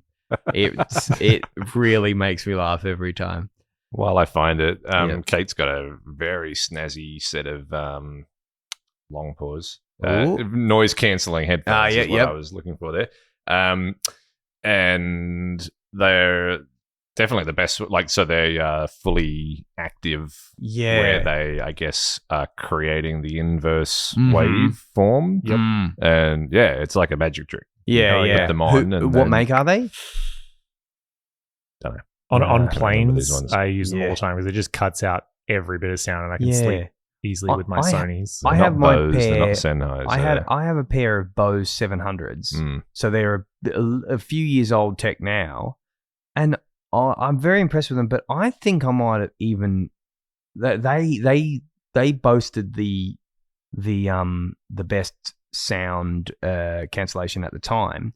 But I think the Sonys Yeah. might even be like, or the ones that came out the same era that I can remember thinking this seems more effective. Even I don't know. What is we talked about the frequencies that the human ear can hear.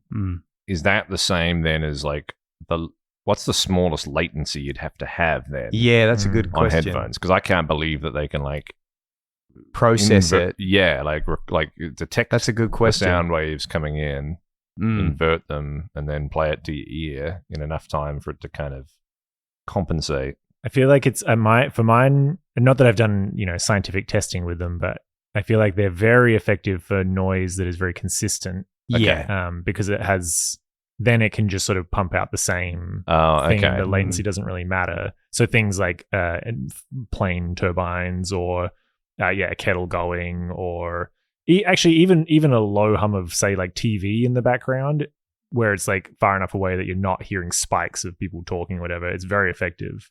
But then I find that I will still hear odd short noises still come through. So these, sometimes. we were testing them. We were talking, we were shouting, we were singing, we were making all different weird noises, and it was just like it just cut them out completely. It was crazy. eerie. It was uncanny. Yeah. I think maybe it just can, because of course the processing is Just so fast. so now. fast, Yeah. and then of So course maybe it's like yeah, if you got these the like 20 signaling, years ago, you wouldn't have the electrical impulses that are moving the cones are moving at the speed of light. Those electrical signals, so it's just like that fast. And maybe there would be some latency so small it might be measurable, but maybe just not by our ears, I guess.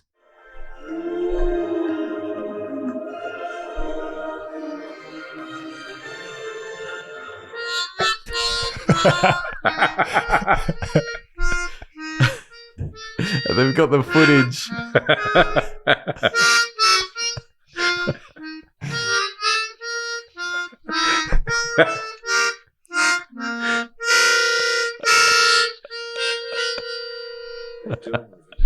It gets me every time. Oh boy, Just the effort so to fade good. back in. Just the sound at the the end. complete disappointment and just like the anticlimax. Because it's there's something so perfect about the build up of that. What a great, so what a good. great theme they are. Here's an interesting thing about headphones and sounds and like I don't know if you've heard much, but like the temporal cues and spectral cues. Destin talks about this in one of his Smarter Everyday episodes, but it's really interesting. And Steve Mould did this thing with his find your phone sound, where you press the thing and your phone beeps and you find. And he reckons that the tones that they use for the find your phone are a stupid idea, because the way your ears help you find the direction a sound is coming from. There's a couple of ways that it does it. One of is that there's the temporal cues, and your brain can notice where, if it's receiving the same signal by both ears, it can process that it's hearing it in one ear slightly before the other. Oh, right. Because it your brain recognizes that what you're hearing in either ear is the same sound. And once it's done that, it goes, okay, but it's in this ear a little bit sooner. It's like so it must be slightly over out that of way. phase. Yeah. The fidelity on that must be crazy. Yeah, and so that's why when we It's hear the something, speed of sound divided by like the 28 centimeter width of your head. Yeah. Or whatever. Yeah, right. And so that's why if you hear something way over to the left of you, I pointed right just then. I didn't have to say that. But then you that's one way that you know that that's happening. The other way is spectral cues. If Like it's coming the from quality, a skeleton, like the quality of That was fun. the quality of the sound and the and because your ears are a certain shape, that you have more information instinctively in your brain than you might realize about how the sound enters your ears. And of course, there's also like a volume difference, and one will be quite muffled. So if you're getting a sound, it'll be clear in one ear because it's got to go through your head, and it'll be like muffled in the other. So that's information. So the as shape well. of your ears kind of bounces things around, right? Because this is the cool thing. Like Destin was talking about, because they'd lost a drone, and then they were like turning the drone on so they could listen to where that it was going. He was walking through the woods, and then he could hear that it was up in the tree, and then he just went, well, hang on. How can we hear above ourselves? Why? if we've Like, got I know ears that on the it's same- left or right, but they're the same. Why do I know? It turns out that the shape of your ear is unique, that you can hear the difference between, if you've got an idea of what a sound is, you can hear the difference between whether it's bouncing off like the bottom of your ear or the top of your ear. And he did these. Was it Steve Mould or Destin? I think it was Steve. Oh, I can't remember who. No, it was Destin who put like different. He got his kids to do it with him, and he like placed different bits of plasticine sort of on their earlobes and in the thing, and like Change the run acoustics of blindfolded tests of him moving things around and get them to point which way they thought something was coming from. Because your ears are such an interesting, unique shape, and you'd assume that they'd evolve to be more like just a dish or something. Yeah. If it was just purely about like the fidelity of the sound or something. But evolutionarily, it is beneficial that there is the shape is beneficial. Have we because- modeled anything else based on the shape of an ear then? Because That's there a must good be question. some acoustic kind of benefit to the shape of an ear or is it just purely for the fact that that's just how our brain interprets that kind of signal? Yeah. Right. That they could be completely a random shape, and it's just that the receiver on the other end is really good at decoding that signal. Maybe as our robots advance, we will put little ear-shaped things on. Like imagine a little R2D2 with ears. Just to be able to, that would be adorable. Take in I'm the on board with that. information. That's why though, I'm feeling positive about the future again all of a sudden. Whenever I'm standing in front of, if I'm opening the dishwasher and Kristen's at the sink and I need to let her know that I'm backing up, I just go in a more modern reversing sound, which is more effective. And that's what, because here's the thing with the Find Your Phone thing that Steve Mould did. If it was like a beep, the problem with that is, of course, you're trying to get your temporal cues with your ears. But it's just a sine wave. Wavelength, the sine wave, as it's entering one ear, if the distance between your ears happens to be about a multiple of the amount of peaks and troughs, then period. It will the period of the wave.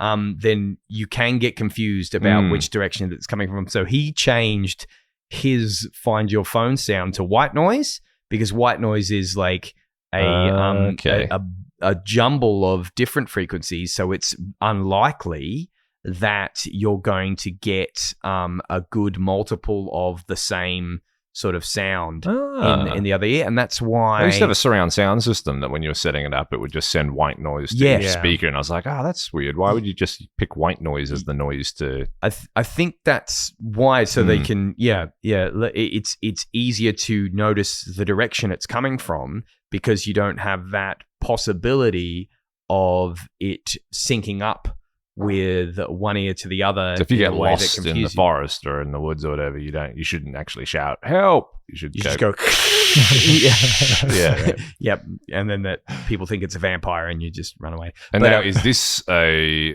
wives' tale or whatever? But what you're describing, I've heard, is that's why dogs tilt their heads. Is that correct? Because they can't tell. So if they're like, that was the conclusion that these guys made because they're not as good at getting spectral cues. Their ears aren't as good at receiving spectral cues as ours. So if they hear sound, they try to tilt their head so that they can lean more on the temporal cues if something's up or low and just move their head around. And it looks adorable.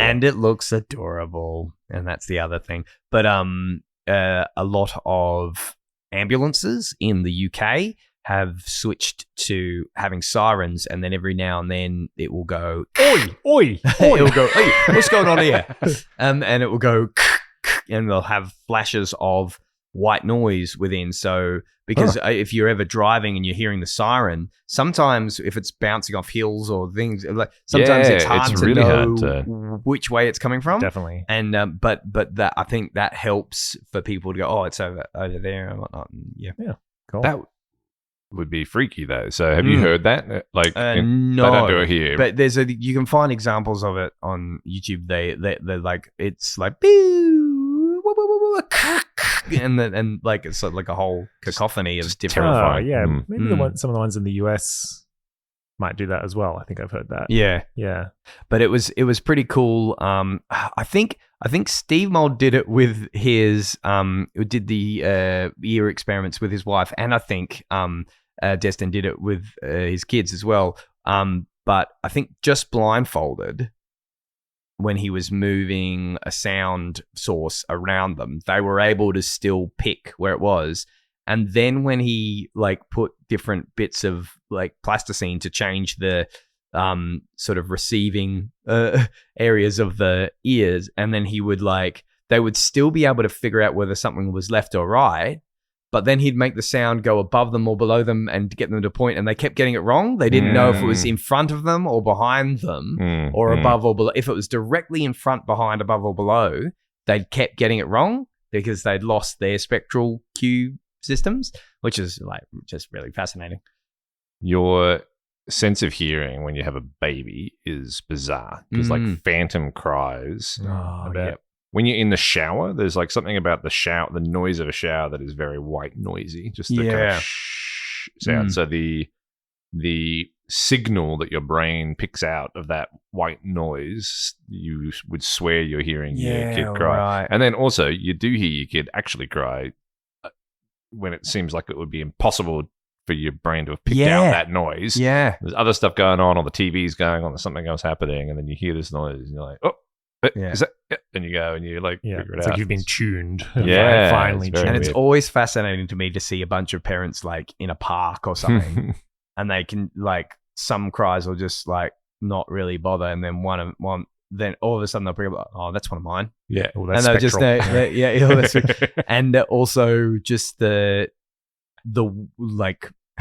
not to sound mean, but the whingy sort of crying, and just put on crying, and there's a difference, sadness crying, and then injury, it's all day. Aaron and Josh will be like, oh god, what the then now?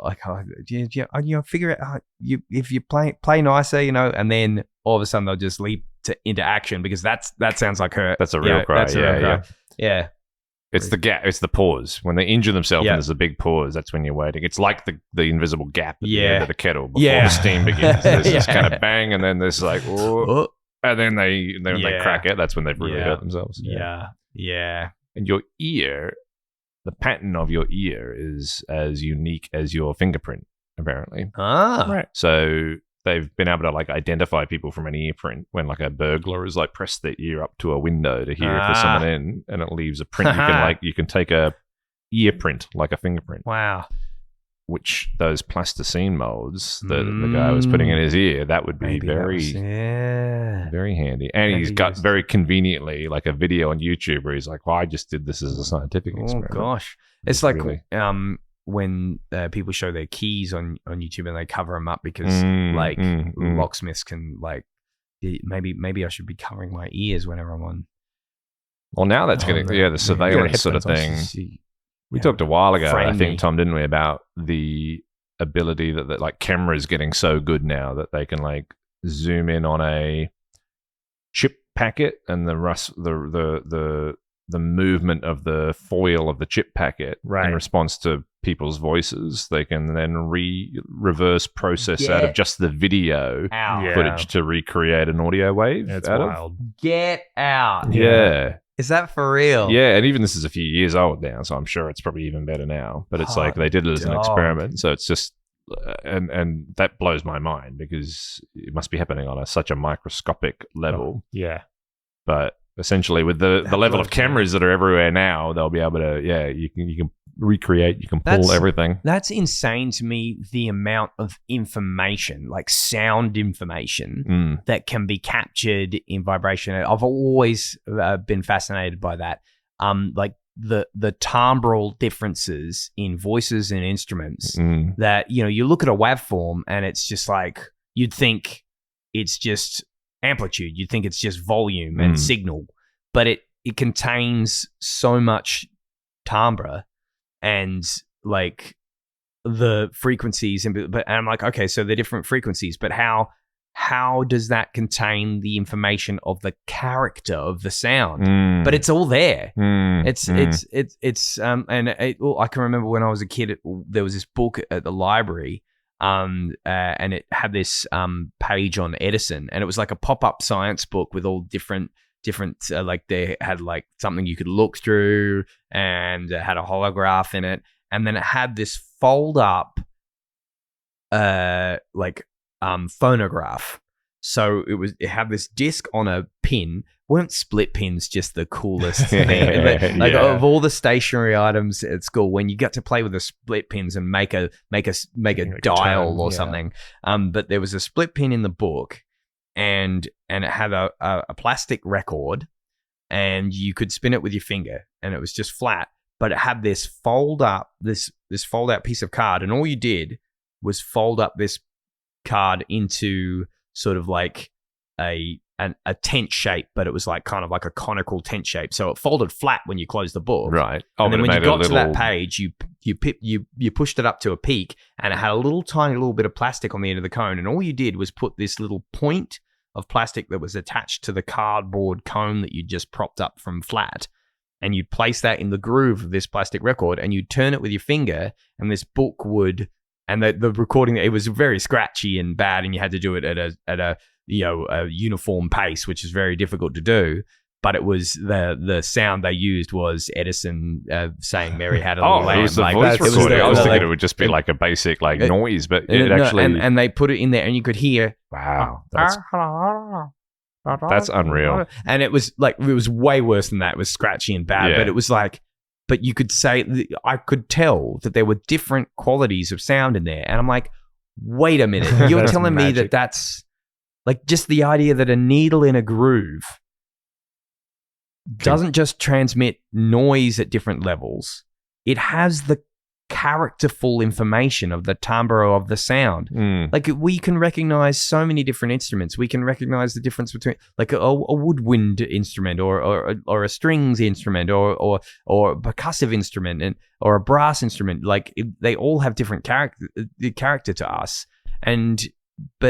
they can play it all together, and we can still somehow decipher the amount of information. It still boggles my mind. There's that line in Amadeus where he's like, in a play when more than one person talks at once, it's just noise. But in like music, you can harmonize, and you can have the building and the construction of all these noises on top of each other that becomes something that your ear responds to. And just replicating that in just a phone speaker or like I believe that moving the air causes my ear to pick up those movements as a signal, but to move the air in such a way that it still sends the timbral information. Audio is so much more mysterious than vision, I think. Like vision we almost take for granted. And the human eye is like an unreal thing. Like it's so complex and so beautiful and stuff. But there's like, I don't know, even the fact that the eye is this like orb. Yeah. And that light, there seems to be so much more elegance about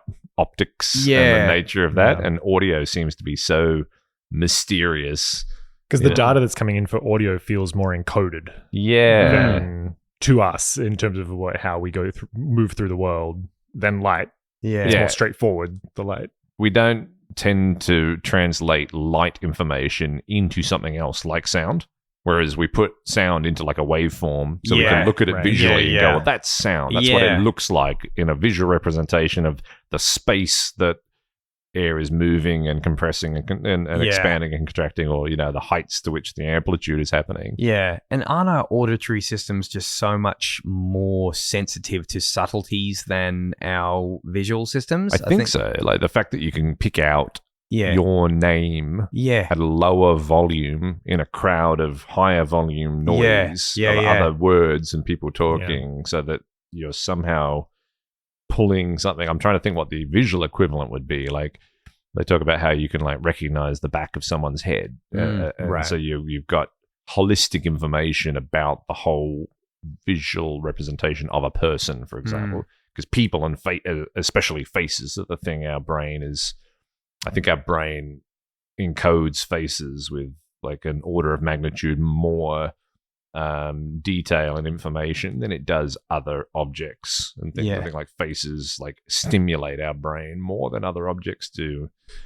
And so I think our name is sort of similar, like and other people's names and our own name, interestingly enough, kind of have this sort of effect on our systems. But I'm not sure, like the way that, could you pick out something in an image that's like, I don't know, darker or I don't know what the equivalent. I guess having blurry images or like magic eyes or something like that, where you can you can either trick your brain or you can guide your brain to interpret patterns that may or may it's not. Interesting though, isn't it? It's, I guess it's like optical illusions and things popping out, because it's like a muffled sound to me feels more analogous to like a blurry image. Right. But to hear your name said clearly through noise versus like what would that look like to see a face in an image? Yeah. Maybe it's those things that AI are doing now, those kind of cool images where it's an optical illusion of like a building, but then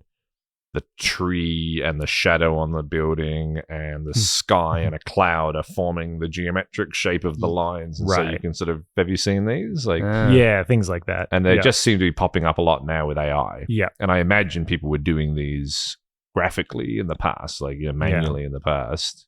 They feel very, I don't know if it would be Escher or another artist like that. And now people are just sort of pumping. They just seem to appear now. Well, I like the art. I'm not going to be able to describe exactly how these work, but the diffusion models, which I think is just maybe one of the ways that the AI can generate imagery, where I think the rough idea is that you start with random white noise and you sort of tell the model or the algorithm that it is a duck. And you say, all right, now just take away the white, denoise it. If you imagine if you've ever used Photoshop, there's the denoise function. Yeah. And it's essentially doing a version of that where you're telling it what to expect it to be. And so it starts to denoise and it'll pick whatever it can out of the white noise, how this model is trained to try and see what it wants to see. And then you add a whole lot more white noise back over the top and then you repeat, but it's already nudged it in a certain direction. Okay. Yeah. And so you can say, it's a duck, it's a duck, it's a duck. And then so when you've put your prompt into the machine and you say, generate an image of a duck, that's sort of what it's doing until it gets to the point where it's satisfied to whatever that means for the model, that it is what it's been trained to know, to recognize as a duck, which could be a whole lot of different things. And with different starting random data, you'll get different outcomes. But a version of that sort of melding of images, part of the way they can do that is a very simple example is if you start with a white noise and you say, this is a duck. and you go through a certain number of iterations of, denoising, and then you add some more white noise back in, denoise a bit more, and say you get halfway through or a quarter of the way through the process, and then you stop, take that still very noisy image you've got and say, this is an elephant.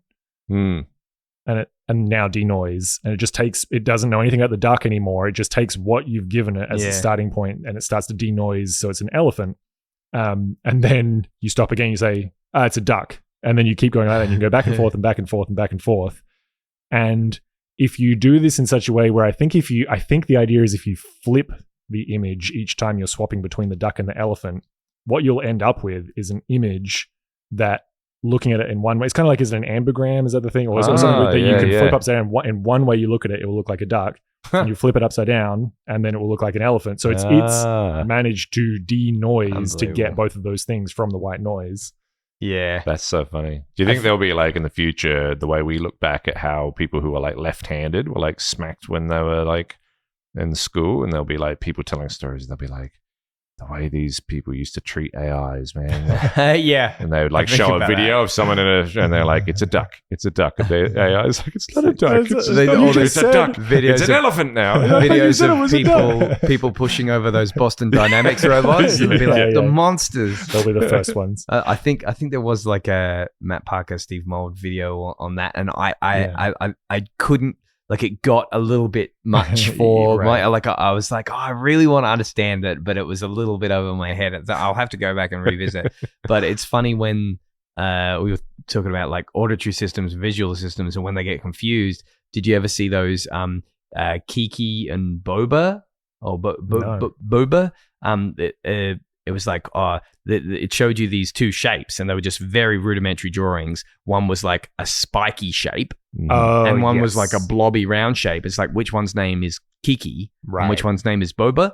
And for some reason, we like a lot of people think that Kiki is like a sharp sounding sort of name, and Boba is like, I dig that. That's interesting. And we were also mentioning like, the difference in sensitivity to subtleties that auditory and visual systems have.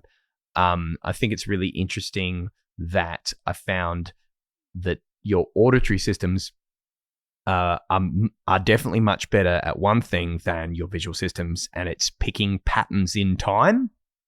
So, and I've noticed this whenever I'm trying to play music to a metronome.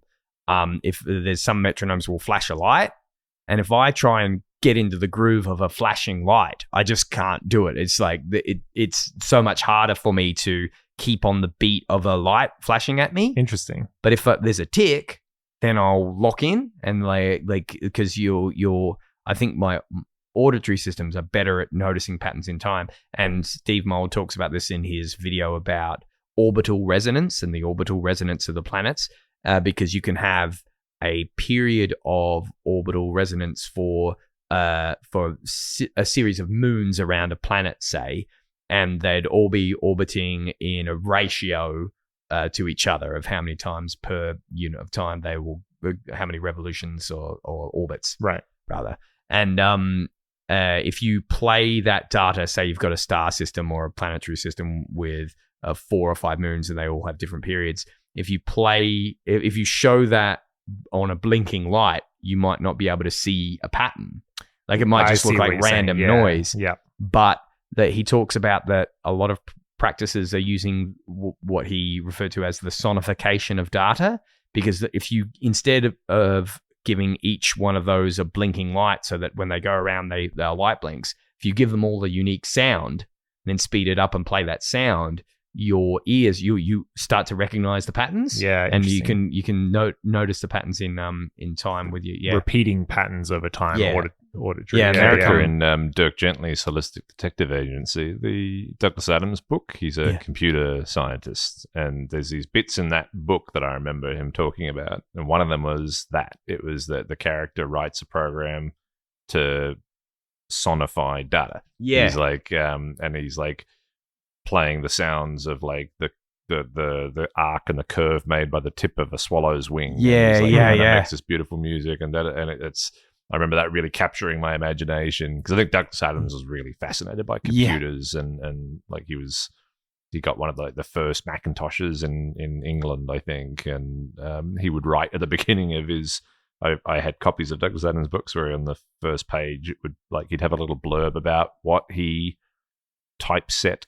He's like, I drafted this on an Apple processor, and I typeset it on this software on this version. Like he was like a nerd for putting in the version of the computer. He did it. I think you told me this, or maybe it was Stephen Fry's forward in the. Was it Stephen Fry who did the forward in his in Probably. one of the editions? I think Stephen Fry bought the second Mac in England. Yeah, right, right. Yeah, and he took I think you might have been telling me, Ben, that once Douglas Adams had started making the text adventure games, he didn't want to write books. He wanted to make text adventure games. That was where all his interests just totally. He's funny like that because I really like the Dirk Gently books, and then the Hitchhiker's Guide's obviously the other big famous one. And then he kind of just did that in different forms. Yeah, there was the radio series, and then there was the books, and then there was the text adventure games, and then there was the television series, and then they eventually made the movie and I think there was a game there's all the you could say that that's modern merchandising of movies and things like that, except that I don't think that many creators are as actively involved in the making of each the porting of each version of the thing. I think he was really fascinated by what you could do in each medium, and they are all really different. But the other thing in Dirk Gently that I thought was really interesting is that he talks about making this program called Logic that takes all the data that you put into it, and then when you're trying to solve a problem, it outputs the solution for you. So you give it a really complicated problem and you put all the data and all the parameters in, and then it crunches the numbers and it gives you the best solution to the problem. And then he says the program gets bought up by the government because the government then reverse engineers it because they want a program that they can put in the solution that they want to tell everyone. And it comes out with the reason why that's the right solution for them. Fantastic. Which is such a good joke. That is and so very interesting funny. in the 80s to make that joke about computers. And if you think about AI now, it is essentially you're really good at that. Yeah. You can say, can you reverse engineer this? This is what I want. Now do all the work to justify this thing, which before you couldn't do as easily with a computer. So it's very prescient. Yeah, wow. Well, if you've got any thoughts, dear listener, you can email us at supermindstretchers@gmail.com or reach out to us on socials. Maybe you could send us a voice memo or ask us a question or tell us what your connection with the Curiosity Show is. And if you're enjoying this podcast, why don't you try it on your friends? Sorry, every time. I think that was longer than last time. There it was. Hey! Bless you. Chekhov's sneeze.